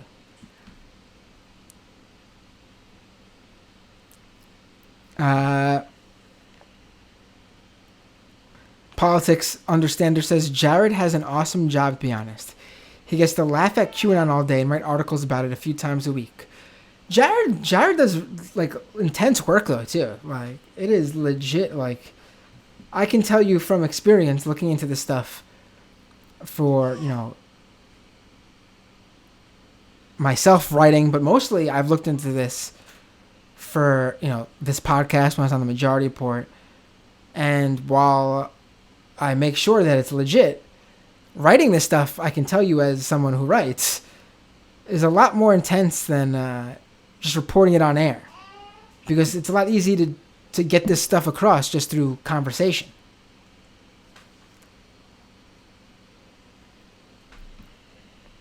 So Jared, who job is completely to write about this sort of stuff. It's definitely intense, yet also fun work, I'm sure. Grim says, I learned about Quillette a month or two ago on the Majority Report. That's too bad that I dropped the ball there, because I've known about Quillette for much longer, and it's a shame I did not mention it on this show that much. It definitely has been mentioned on this show, but probably in passing. And definitely... Excuse me. It definitely has not gotten the attention on the show that it should have had.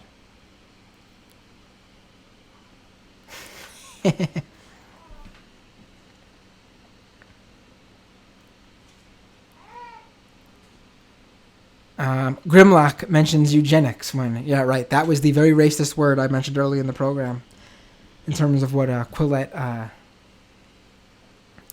sort of dabbles in, right? Ryan says Claire Lemon has artisanal skull calipers. Grim says liberals aren't left.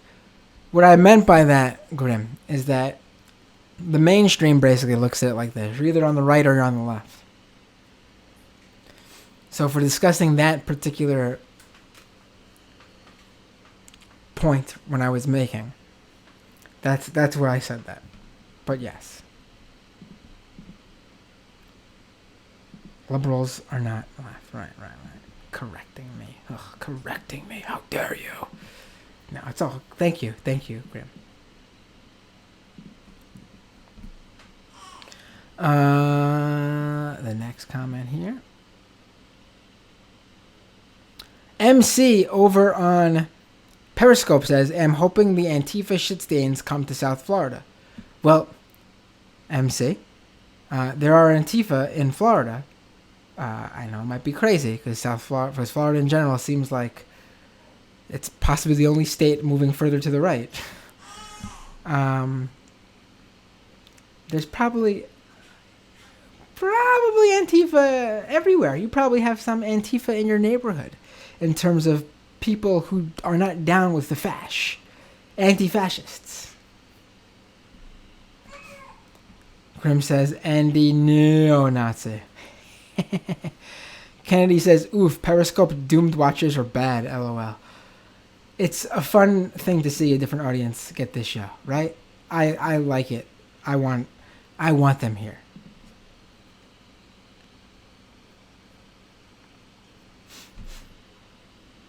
Politics Understander says, spamming hearts on Periscope to own the libs. I love the little hearts on Periscope. I wish YouTube had that. Disco Tyke wanted to... A few people sent this to me. Eoian is pronounced like Owen. Thank you, Disco Tyke, and everyone else who sent that to me.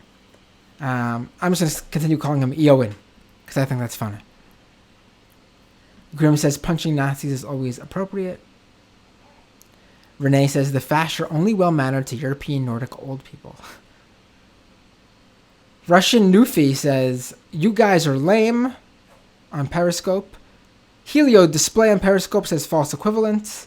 I'm not sure what Helio said that to. But Truth Seeker on Periscope says, Holt, your work is amazing, when Jared was on the show. So there you go, Kennedy. Not everyone on Periscope is bad. Grim says Antifa is best. Helio, there we go, on Periscope, clarifying that the right wing is armed, violent, and politically connected. The right just got assaulted by the left. Disinformation campaign. Right. Well, the right literally had someone mow down a counter-protester with a vehicle, killing her. So, I mean, there you go.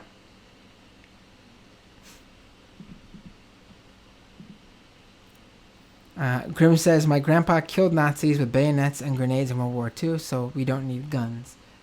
From what I understand, my grandpa also. I need to find out more, actually. But my grandpa also fought the Nazis in World War II, so we have a interesting background of being violent against the Nazis, I guess. There, Grim. Truth Seeker on Periscope says the right wing are completely dishonest. Russian Nufi on Periscope pushes back though and says, no, the left is liars. Alt-left is violent fascists. Well, alt-left isn't a thing. Russian Nufi. It sadly is not a thing. For you, I mean, sadly. Oh, I still got the, this on there. Alright, let's get back to,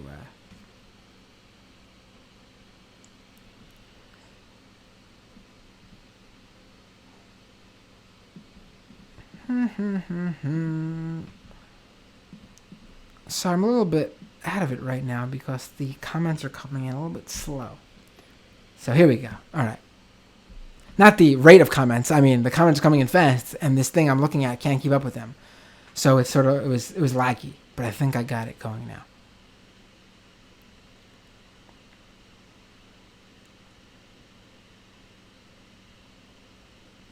Grim says, I'm assuming the bot copies this on YouTube too. Right, so for those watching on YouTube or anywhere else, what Restream does, the program I use to stream everywhere, basically it also brings the comments into other feeds. So you guys are getting to see the comments that are on Periscope as well, etc., etc. So that's the deal there.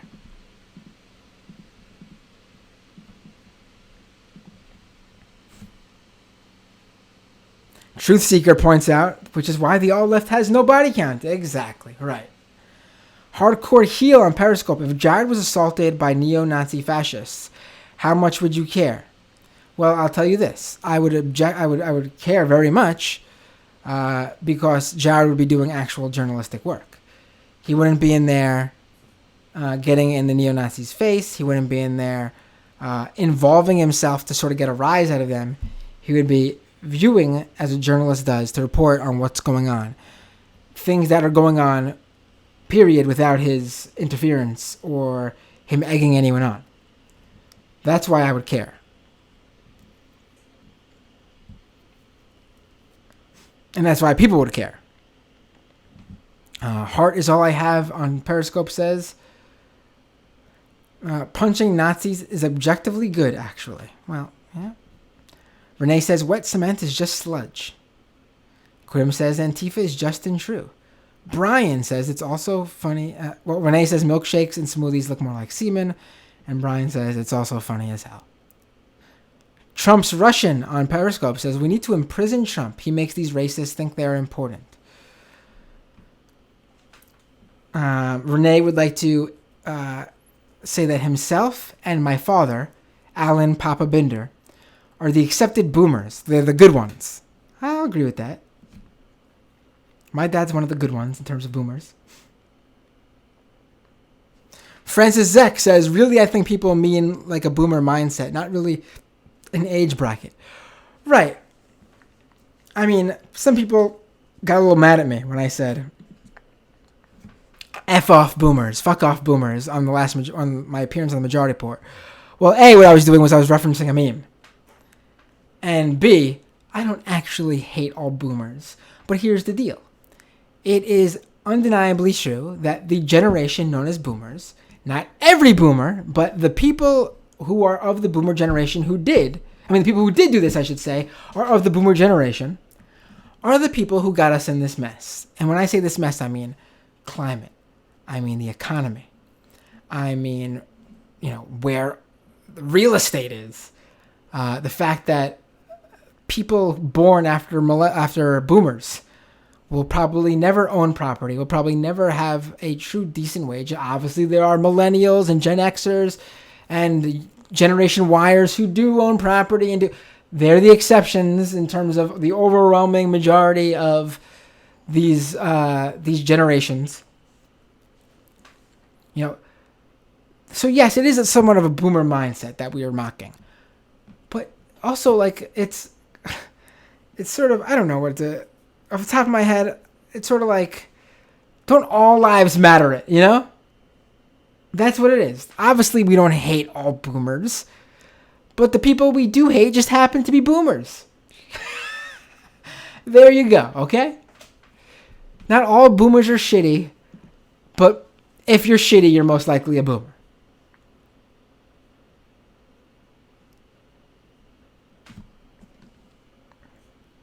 Politics Understander says, yes, boomer brain infects those of all ages. Right. Shadrick says, there's no proof that there were any concrete milkshakes. Right.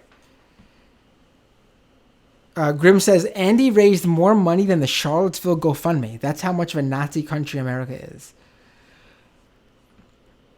Hard is all I have on Periscope says, the alt-left doesn't exist. Right.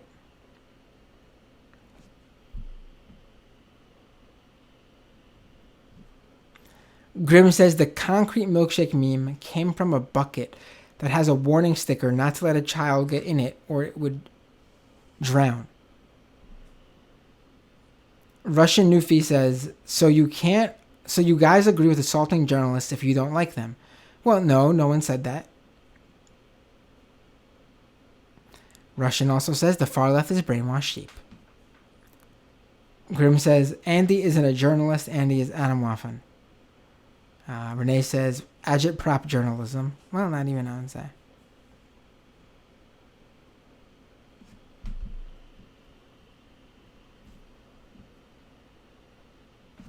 Ryan says, does the Restream bot let the Chuds on Periscope see YouTube comments? Actually, that I'm not sure. I'm not sure about Periscope. I know Periscope, the company, has slightly more of a closed API, so I think that might affect Restream's ability to do that.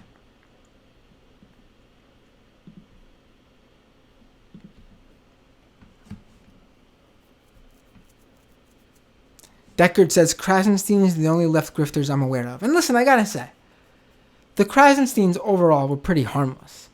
I mean, they were annoying. I'm sure many found them to be annoying. You know, they were corny. But at the end of the day, they were really harmless. I mean, they weren't out there like, knocking Bernie to hurt the far left or the left in general. They were just, your anti-Trump, anyone but Trump. Anyone says something mean about Trump will put them on a pedestal. Anyone resistance or not, socialist or not. So in the end, I think they were pretty harmless. And now, I don't know what their little bot operation was that got them banned off Twitter. Once we know more about that, if we ever know more about that, that'll tell us how harmless they were. But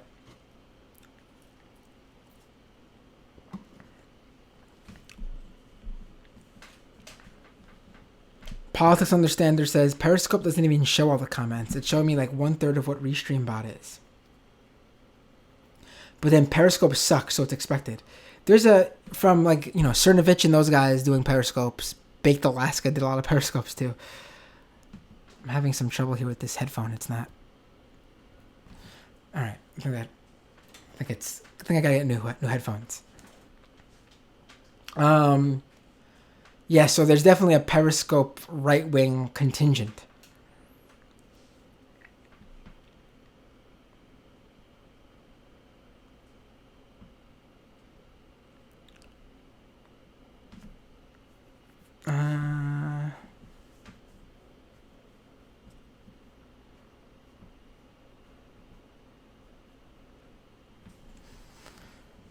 Let's go. Oh, Misha is joining us. Hello, Misha.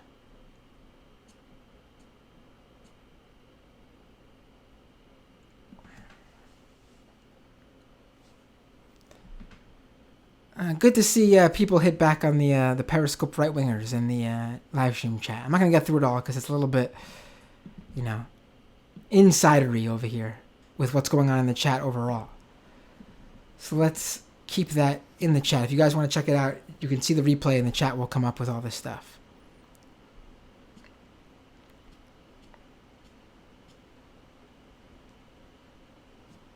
All right, I did not get to see the World Cup today. The Women's World Cup between, what was it? It was USA, obviously, and the Netherlands, right? I missed it. I missed the whole World Series, actually. Been a little bit busy these past couple of weeks with the baby. And during that finals game today, I was at a 4-year-old's birthday party, my son's classmate. Very fun birthday, by the way. Kennedy says, ooh, have Kelly Weil on again. She's great. Kelly is like a pretty regular guest on the show in terms of as regular as you can be on this show. I don't really think I have a regular guest, but she's been on multiple times. She is one of my favorite people to talk to because she is great, yes.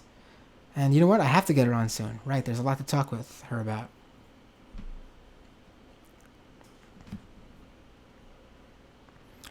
Renee says, congrats on the World Cup.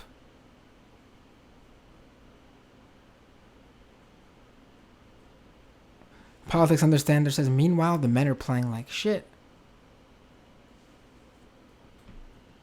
Ryan says, I appreciate the U.S. women's team winning the World Cup this week because it's otherwise been one big long reminder of what a shithole country I live in. Renee says, I feel sorry for our national cis male teams. Kennedy says, LOL, women are just better at sports now. Francis Zek says, the men's soccer team didn't even qualify, right? U.S. women's soccer and hockey over U.S. men's soccer and hockey.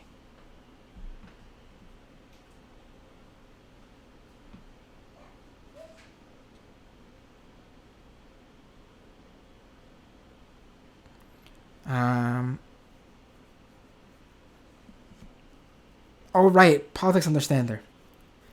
I really wish someone would have blasted the fash cops when they arrested an Antifa member for the vile crime of getting sucker punched by a Nazi who calmly walked away right past the cops. I saw this video. There's a video on Twitter where there's some sort of grouping of Antifa counter-protesters and grouping of right-wingers, and no one's touching anyone. Maybe there's some pushing and shoving, but this guy who's in the middle of it all, like in terms of like not being by anyone on the other side, just sort of not touching anyone. A fash guy just suddenly breaks out and passes by him and just grabs him and like punches him. And they fall to the floor and the cops rush over and grab the anti-fascist guy and arrest him. I mean, it's not surprising. Truly, it's not. But that's just, it is what it is, right?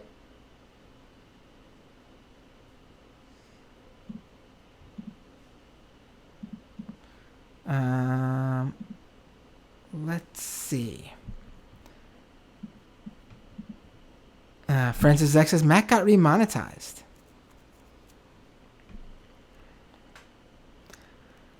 I didn't mean to snub Brendan. Deckard says, poor Brendan. Brendan, the Majority Report. To be honest, I forgot his name for a split second. That's the truth of it. I'm sorry, Brendan. Let me see. Is it true that someone says they're still having problems with... I gotta check this out, folks. Still having problems with the This cannot happen. Super chat problem still over my dead body. If you want to give me money, you should be able to give me money. Let's see. Really quick. Really quick. Oh, what? Oh, thank you, Renee. And thank you, Michael McAllister.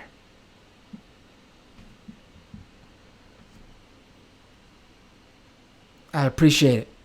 Appreciate your super chat donations. It is greatly appreciated. Because I actually have just ordered to let you guys know where your money goes. Again, you can see that I'm not rolling in Patreon dough, but I am letting you know that with the Patreon money you do get me, you do send me, I reinvest into the show.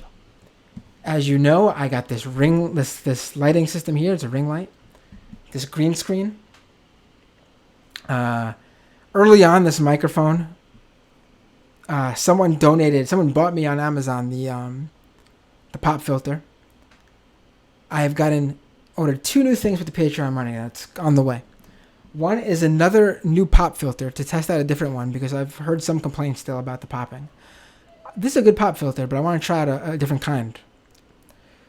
And I got, like you saw Jared have, and like, you know, a lot of other podcasters have, I got the arm to connect the mic to connect to the desk. So I get the mic in a more direct position in front of my face. So that's on the way.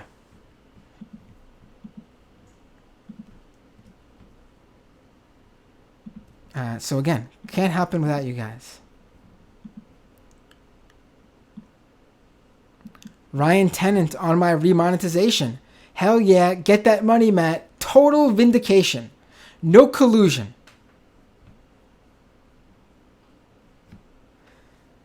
Kennedy says, my pod gets a whole, get this, $4 a month on Patreon. Well, Kennedy, send me your podcast. I want to listen to it.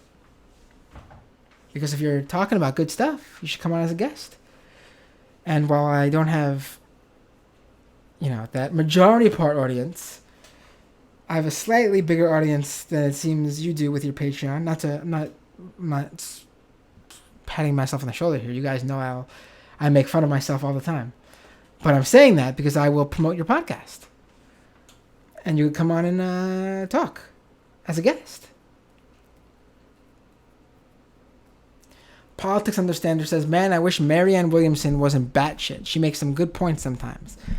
Yeah, she is good for what she is. So just take her for what she is, you know? I'm at the point in the chat where everyone was wishing me condolences for Seymour. Politics Understander says, F's in the chat for Seymour. I'm getting everyone giving F for respects. So thank you guys. Appreciate it. Yeah.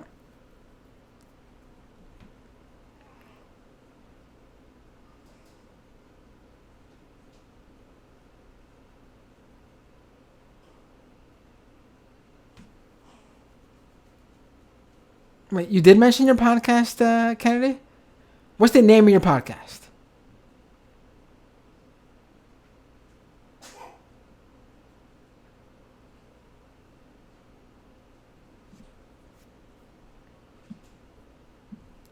I can't. I think people are sending it to me, but this chat is freezing.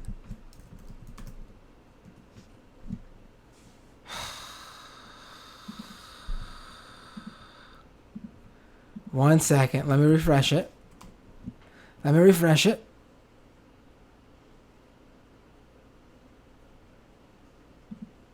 Oh, Bad Praxis Podcast. That's you? Let me look it up right here. That's you, Kennedy? I've seen that name. Haven't you been a guest on someone's podcast? I've definitely come across it before. Give it the old,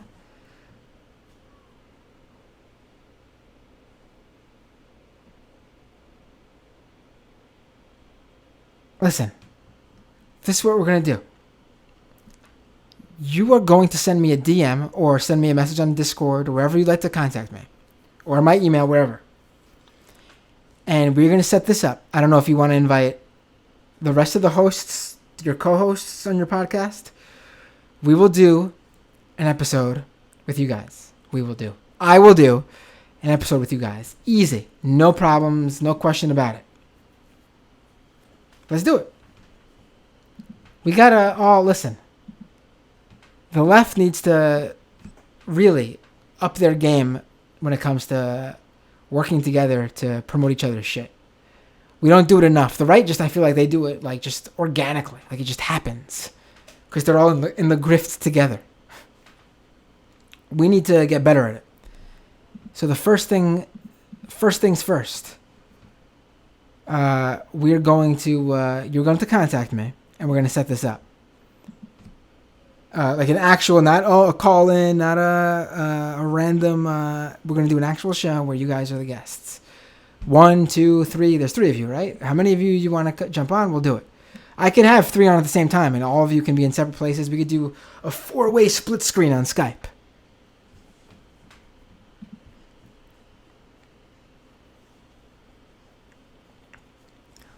Politics Understander says, I'm pretty sure Marianne is a flat earther and anti-vax. I don't know if she's that far. I know of the vax stuff, she's a bit... Listen, I know there are people who are not anti-vax, but, want to schedule the vaccinations in a way where they're not all at the same time. Sort of like that Donald Trump tweet from way back when, where we shouldn't give them all at the same time, he says. I know there are people who are like, just don't want to just do that all at the same time.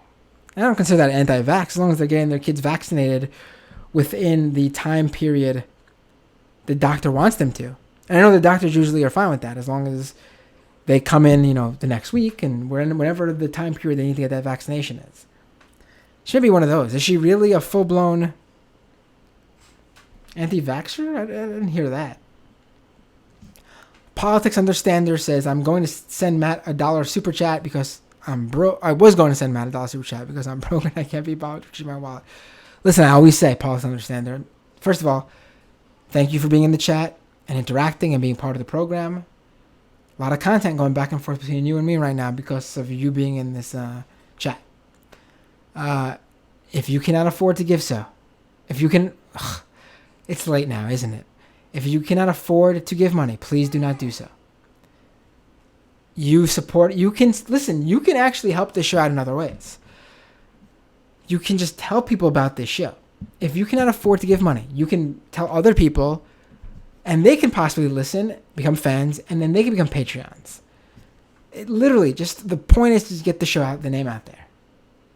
That helps out just as much as your money, if you had it to give.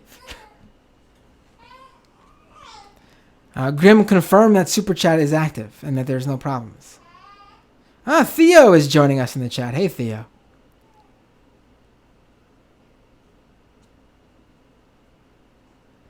Theo says, met a bunch of Discord and Twitter comrades in real life. Oh, yeah? When? Just now?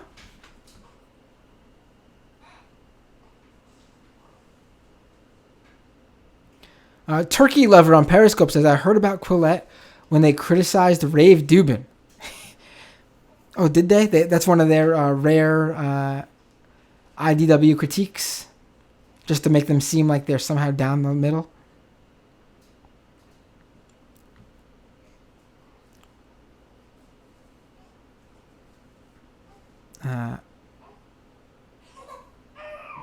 Theo, where were you? It says, Kennedy says, I'll be there next year. I've already made plans with a socialist pal that lives in the area. And Theo says it's totally worth it, even if you skip like half the things because you're meeting all your friends. Was there some sort of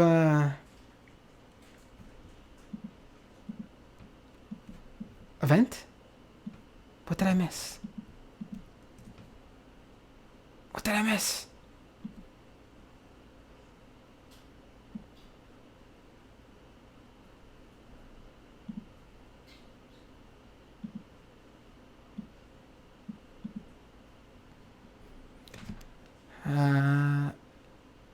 Politics understander. We need to get lefties all over the world to band together and get a DSA national leadership change. Right. I actually have this idea, and I already have the domain that I want to use for it. There needs to be a total, complete, like, easy to find website dedicated to like a directory promoting left-wing podcasts, YouTube channels. There's a ton of them. And I feel like it's all, we don't have the sort of, the right has this web of constant like ability to like cross promote, and just, we don't have that for some reason. Maybe just our audience isn't there. Like we don't, so many, like the right has tons of people watching on YouTube. And for the left, there's just certain channels that have this big audience. And then there's a bunch of like small to mid-sized channels like mine. But I think I've been thinking about putting together this like complete, like people could submit their own or others, and it'll be like this full-blown, easy to find like roster of all sorts of left-wing personalities, commentary, YouTube channels, podcasts. And maybe that way people can easily cross-promote, find guests to have other podcasts on. So again, that's cross-promoting. I think that's the way to go with it. I'm gonna look into getting that together.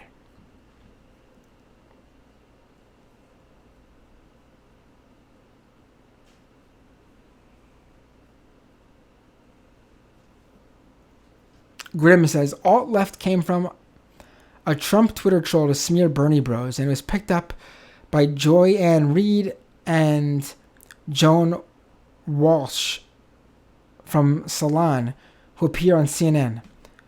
I don't remember exactly who picked it up, but yes, alt-left was a right-wing, a far-right, like an alt-right thing used to bash the left. And then, yes, centrist Dems picked up on it and used it to slam Bernie bros. And then that's... Actually, I think it was in reverse. I think the centrists came up with that name first during the whole primary with Bernie and Hillary. I have to go back and remind myself how that came about.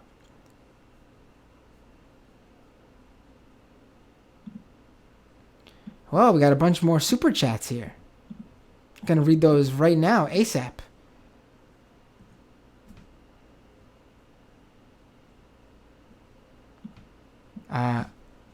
Dakota Rivers, thank you so much. Keep it up, bro. Dakota says, thank you for your super chat. I appreciate it immensely. And then, Dan Mickle with the biggest super chat I believe this show has received so far.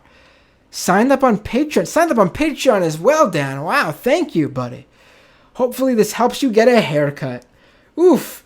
This is actually not long for me. If anyone's been watching this show, you guys know how long my hair has gotten. I mean, my nickname just a few weeks to months ago was Jon Snow, Gritty Jon Snow or something like that on this show. But, yeah.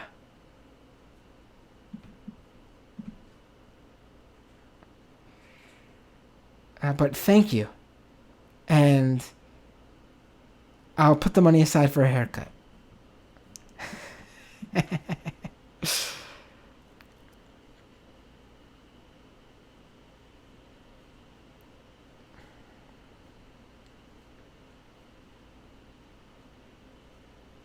Misha says, my parents are bad boomers. And Nathan says, boomers are cops. Kenny says, my dad is a bad boomer. And also says, fuck off, boomers. Politics on the Standard says, my dad is almost a good boomer. He wants to vote for Bernie at least. E for me says, hashtag not all boomers. LOL, hot take.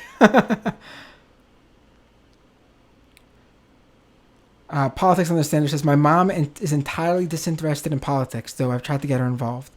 I think I finally got through when I asked her if she wanted Social Security and Medicare. My mom is sort of the same way.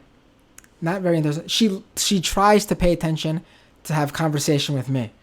And she will vote if I tell her, like, oh, you should go vote in this race on Tuesday for this person. This is who I'm voting for. Again, I think it's mostly, to interact with me, which I appreciate very much, to be honest. Not everyone could be into politics, and I understand why some people just can't do it. My dad, as you guys know, he is very into politics. He's someone who has Bernie's politics, but he could be cornball resistance boomer with the memes he posts on Facebook. But you know what? As long as he's got the Bernie politics and he's super pro Bernie, he gets a pass from me for the resistance boomer memes. Renee says Sam Cedar and Jean Garofalo are boomers. Right, and they're exactly who I talk about when I talk about the bad, horrible boomers. Come on, Renee.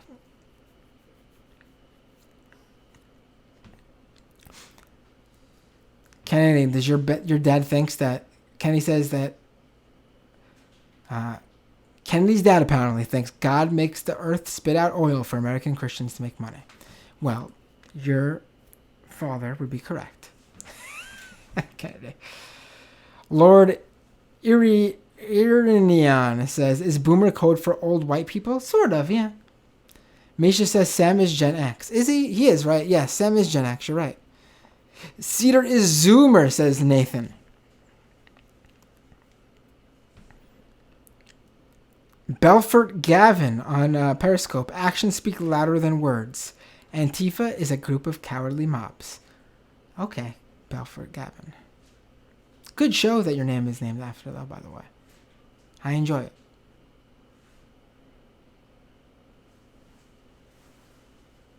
Socialists are worthless, Belfort Gavin continues.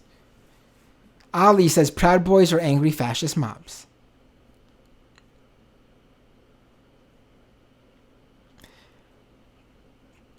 Dakota, before Dakota sent that super chat, said, just getting off work, happy to be joining all of you beautiful people. Dakota, it is a pleasure to have you joining us tonight. I'm so happy that you joined us. No, I'm just joking about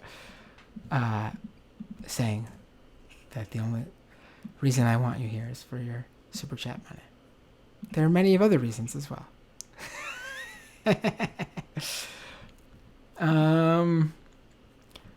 Let's go back to the comments here.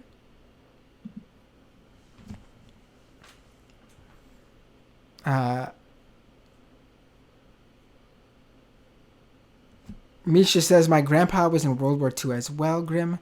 My grandma's brother was killed in France by a Nazi hiding in a tree. He was only 18. I'm pretty sure I inherited my artistic ability from him. A Nazi in a tree. What a little biatch. Grim says, Proud Boys are inbred hillbillies. Lord Irnion confirms that monetization is there in terms of Super Chat. People just have to refresh if they don't see it. Thank you. Turkey says, I was trying to Super Chat when you were on with Jared, but it wouldn't let me. There was no money button. Right. It's been fixed since then, though. Politics Understander says, my grandfather fought in World War II, but he never talked about it, and we found some questionable memorabilia after he passed. I don't think he fought for the Allies. Oof.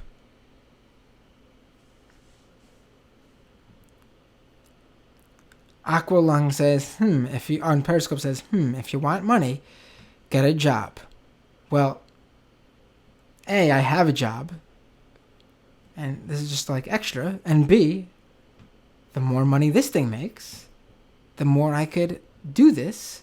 And then maybe, one day, in a perfect world, maybe this will be something I do full time. Or something like it. Boomsy says, love the work the guys at Right Wing Watch do. Absolutely.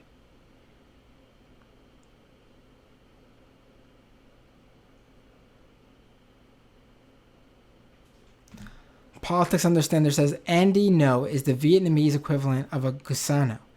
His rich family owned a jewelry store that was seized by the government, which is how they ended up in the U.S.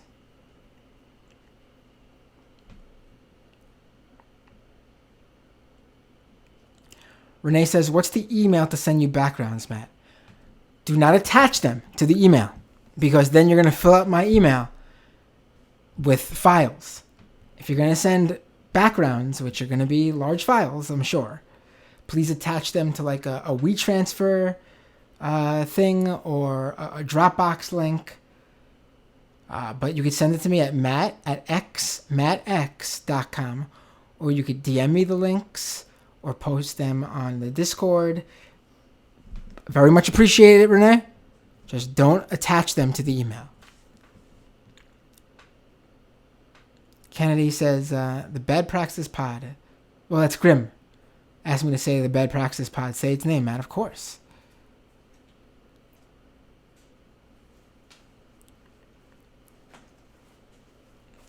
Kennedy says, oh, we're a newish podcast. I have 2 co-hosts. Kennedy, come on the show. I'm being serious. And the 2 podcasts are invited as well.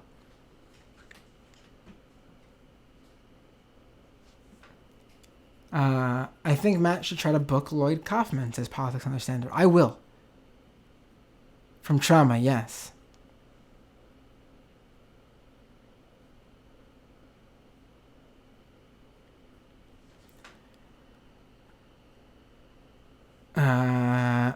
Ryan says, Bad Praxis. Said with intense vocal fry. Kennedy says that only been on 2 episodes so far of Bad Praxis. But it doesn't matter. Your new co-host? Perfect. Kennedy says, oh, you'll talk to him about it. Great, yeah. Brian says, damn, Matt's so cool. LMAO. Thank you.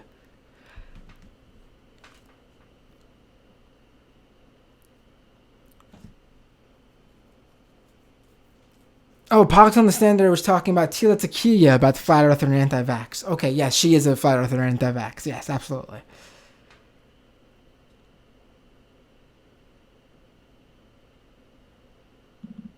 Kennedy says, there's a somewhat smaller YouTube channel I think you should do an episode with. His name is Cavernacle, and he does a lot of videos about the British Fash. I'm going to Google that name so I remember it.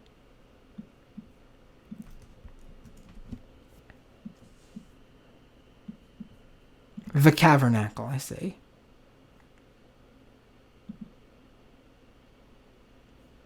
I will reach out. Thank you.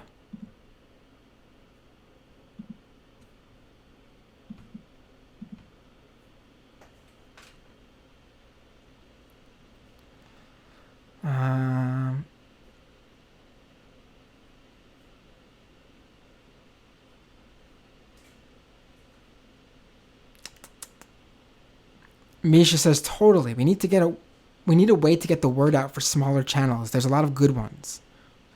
Listen, I agree, and listen, there's no reason why. Listen, I see like something like TYT is insanely big. It's gone mainstream. You can't expect everyone who subscribes to TYT to subscribe to all the smaller channels. But look at the bigger of like the independent media organizations like the Majority Report, Kyle Kulinski's show, Secular Talk.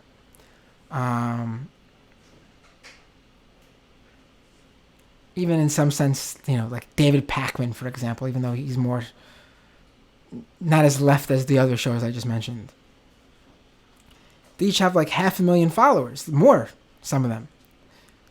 There's no reason why like a quarter at the very least of those people shouldn't be subscribed to all the smaller channels. Like the smaller leftist channels with actual good commentary should all have like 50, 60, 70, 100,000 subscribers. That should be like the bottom point for like well-known like channels, in my opinion. But then I'm seeing like leftist YouTube videos being shared, being talked about a lot, and then I look, and they only have like 5,000, 6,000 subscribers, and it's like, what? They deserve more than that.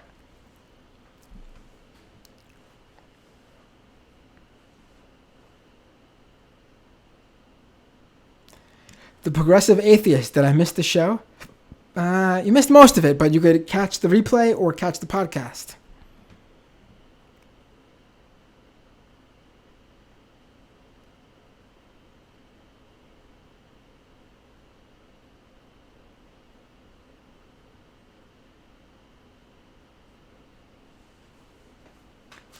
Ben Bonington on Periscope. How are you a communist? Ben says. Progressive Atheist says, get a haircut, you hippie. And then Ryan backs me up. That is Matt looking fresh and fly. Telling him to get a haircut, shaking my damn head. Thank you, Ryan. I appreciate that. Haircuts are bougie, says Misha.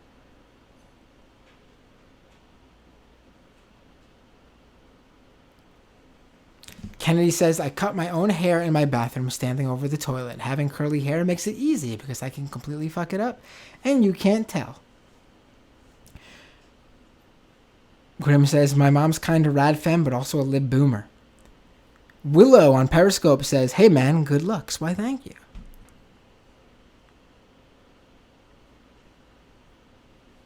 All right, I'm going to scroll by the haircut talk. I thought it was just a line or two, but this chat has turned into a full-blown barbershop talk. It's xmattx.com, Renee. I actually recently got registered a new domain, personal domain that I'm going to change my email over to use along with Matt at xmattx.com. But for now, it's Matt at xmattx.com. Like how straight edge bands are, where they put X, their band name X, and the band name is actually that with two X's, with X in the front, X in the end.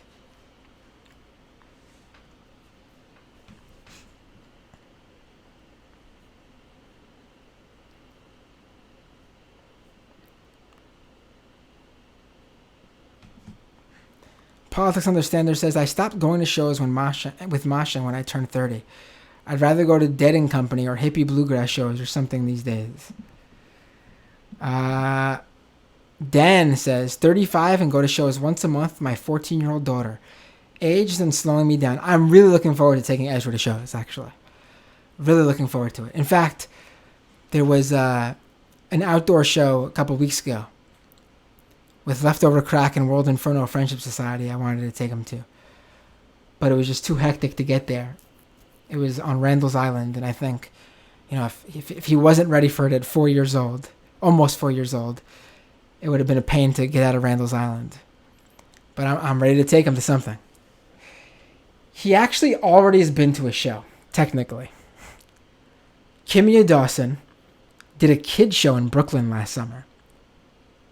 And while I was doing a Cynthia Nixon event, Ezra's mother took him to the Kimya Dawson show. So he's actually been in a bar in Brooklyn. He has been to a Kimya Dawson show. Pretty cool, right? And in fact, when he was still in the womb, he attended a Leftover Crack show.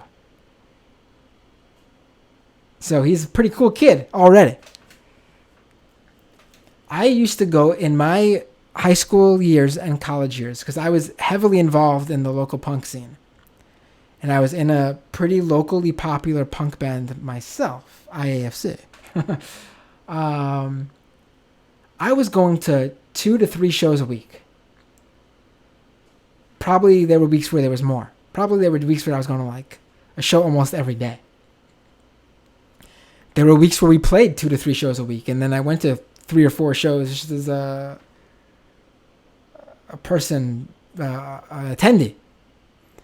And, you know, as you get older, you know, your friends disperse, so going to these shows isn't just to hang out with your buddies anymore. I mean, excuse me. You know, so it was both back then when you're in high school and college. But then as you get older and people leave the scene, go off to college, go off to workplaces, and they stop going to shows, it becomes just going to a show. Nothing wrong with that. And still go to shows. Probably go to, I would say, a show once every few months now. Sometimes there'll be like a span where I'll go to like once every month. And then there'll be a span where we probably only go to one every 6 months. And then it varies. But yeah, it just becomes harder. But I cannot wait to take my son to shows because it'll be like the old times when I was in high school and college.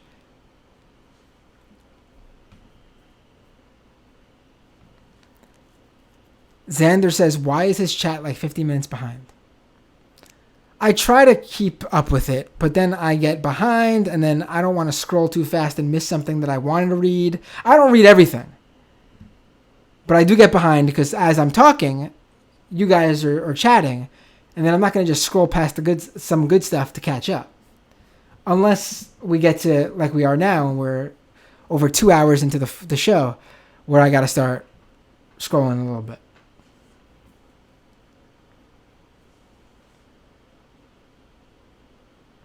Grim says you can go to punk and metal shows and be sedate outside the pit. Politics says it's less about age and more about my ex-wife almost died at an AFI show because kids are too dumb to just stand where they were, and the band started playing instead of trying. What? Your wife did not almost die at an AFI show. Maybe she did. Who knows? Misha says super excited about Kennedy being on.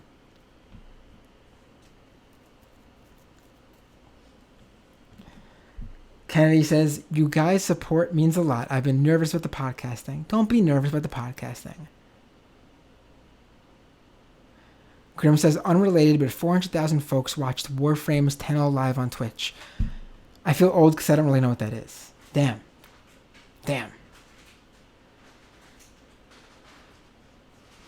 Xander says, how are you a communist? You said you were like Jamie when you were on Majority Report.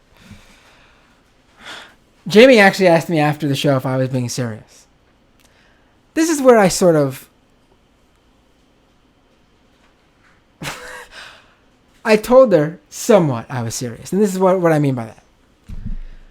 I don't know. I don't really label myself. Although, like, for example, I've told people before... I've spoken to Jamie after about it, actually. I consider myself, in some ways, a democratic socialist.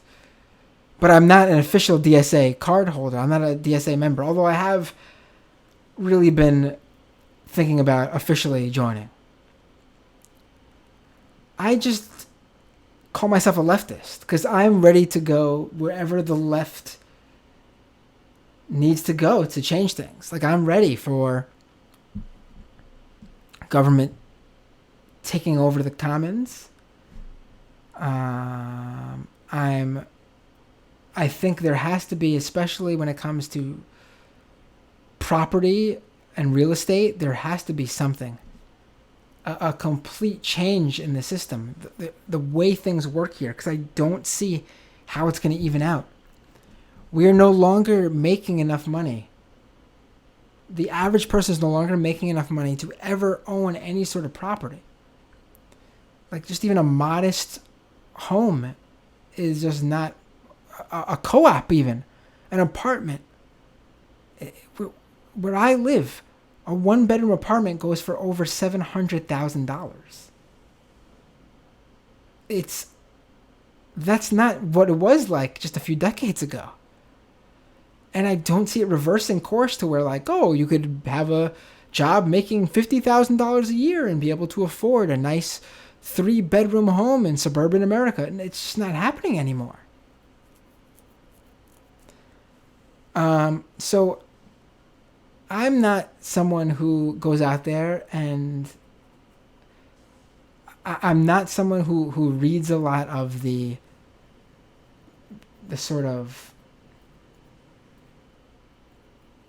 the intellectuals who have written extensively about Marxism and communism. I wish I had the time to do so. It's fascinating to me. I'm not knocking it at all. It's sort of my lane. I have my lane, so I try to, anytime I have that's spent in my lane, covering the right and dealing with I like covering the primaries. So I am a leftist. That's what I call myself. You name any sort of communist ideology, any sort of tenet of communism, and there's probably a 99.9% chance I'm on board. So that's what I meant to Jamie after the show, and I was like, I wasn't kidding so much, because I really wasn't, but I don't call myself a communist. I used to when I was a punk, I would say I was an anarchist, but then I grew up and realized that I love anarchists, but I believe in the welfare state. And I know there's anarchists who do as well. Some of my favorite music is anarcho-punk music.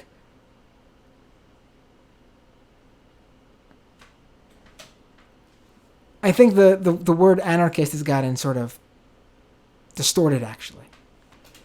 And if it meant more in line with what I bet most anarcho, like punks, are ideologically political-wise, I bet I would be back on board calling myself like an anarcho, whatever. Because listen, I get Jamie's lane. When I was at the Majority Report, she was talking to me about, different books she was reading, and I was just listening intently. I was very interested. Jamie's totally into that stuff, and that's why I want to get on her show and have her on my show so we could talk about that stuff and she could educate me on that stuff. So I hope that makes sense. Right now, just because it seems to make the most sense, I call myself a leftist. I'm a Dem socialist. I'm a socialist. I'm a communist.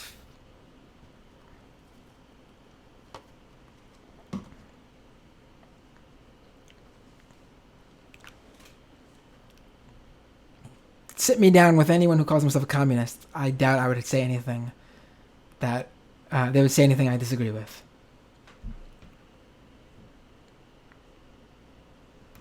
Grim says, I suppose I could find a 4K Gundam cockpit and put it on the Doom Discord. Oh, you want me to put my...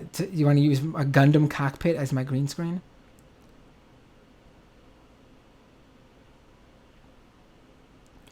Grim says, World Inferno. Haven't heard of them in a long time. I knew some folks who love them. I'm a big World Inferno fan. Kennedy says, the last show I went to was a Fall Out Boy show in 2015. Wow. It's a long time ago. I have been to Fall Out Boy shows. They put on a good show. My musical taste is all over. Pop punk, hardcore punk, metalcore, hardcore, youth crew type hardcore, hardcore pop punk, even like the new school hardcore, like the Sworn Enemy style instead of like the Agnostic Front style hardcore, folk punk, crust punk, ska, all the waves, to be honest with you. I've been getting a lot into like synth type punk. Also like 80s style, like catchy like synth type music, like Stranger Things theme style.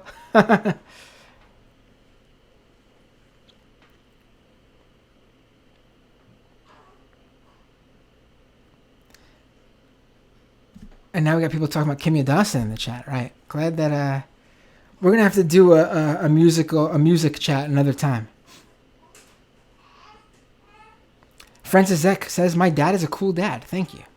He is a cool dad. The Progressive Atheist says, in 1994, the apartment I live in now was $430 a month. Now it is $2,319 a month. Right. I'm living in a one-bedroom. My 4-person family is living in a one-bedroom, and we pay close to that. Not exactly that. Less than that, but close enough. Politics Understander says, liberal voice, don't worry, guys. Warren has a plan to drop rent by 1% per year over 10 years. Right, that was really bad. We'll talk about that more in another show for sure. Grim says, Matt, you'd like autonomous theory, i.e. anarcho-communism.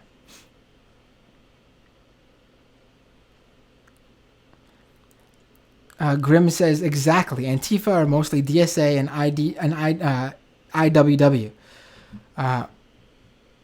E. Fermal says, wobble forever. Grim says, autonomous anti-fascista book club. Kennedy says, I want to join PSL. Louis says, whoever wants to reach socialism by a different road other than political democracy will inevitably arrive at the conclusions they are. Absurd and reactionary both in the economic and political sense. Deckard says, Matt's a democratic socialist communist. There, it's settled.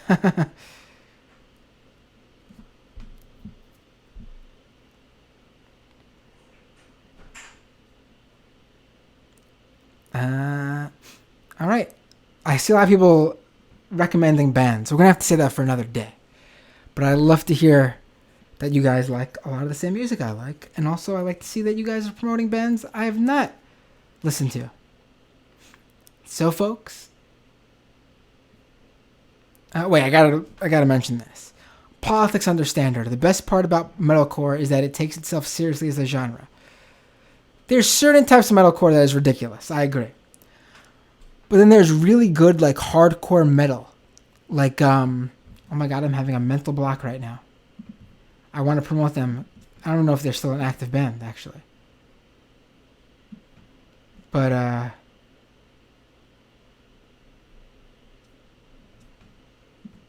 my god, I'm having a mental block.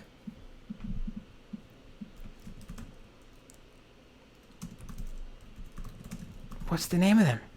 I gotta name drop them because if I don't, I'll be angry at myself. Darkest Hour. They are really good, like hardcore metal band. I guess some ways you can consider them metalcore, other ways you can't. But they're like a politically driven, like hardcore. They got some like like thrash style metal, like not D-Beat. No, that's not them. But thrashy type stuff. Like I like Municipal Waste a lot. They're not metalcore though. They're thrashy. But Darkest Hour is a lot harder than them in terms of like metal. But yeah, so yeah, that's that. All right. Well, I have to just read that because that's what I was thinking of. Misha says, I felt the earthquake the other day. And that'll be the final comment of the day. Yes, that earthquake in LA. I did not feel it. Not in LA. Was it in LA? No, San Bernardino, right? I did not feel it. But yeah, it was a big deal. And Paulus Understander, Darkest Hour is sick as fuck. I'll give him that. All right, folks. That was the final I Am. I will see you all next time on Doomed. Thanks for joining us tonight.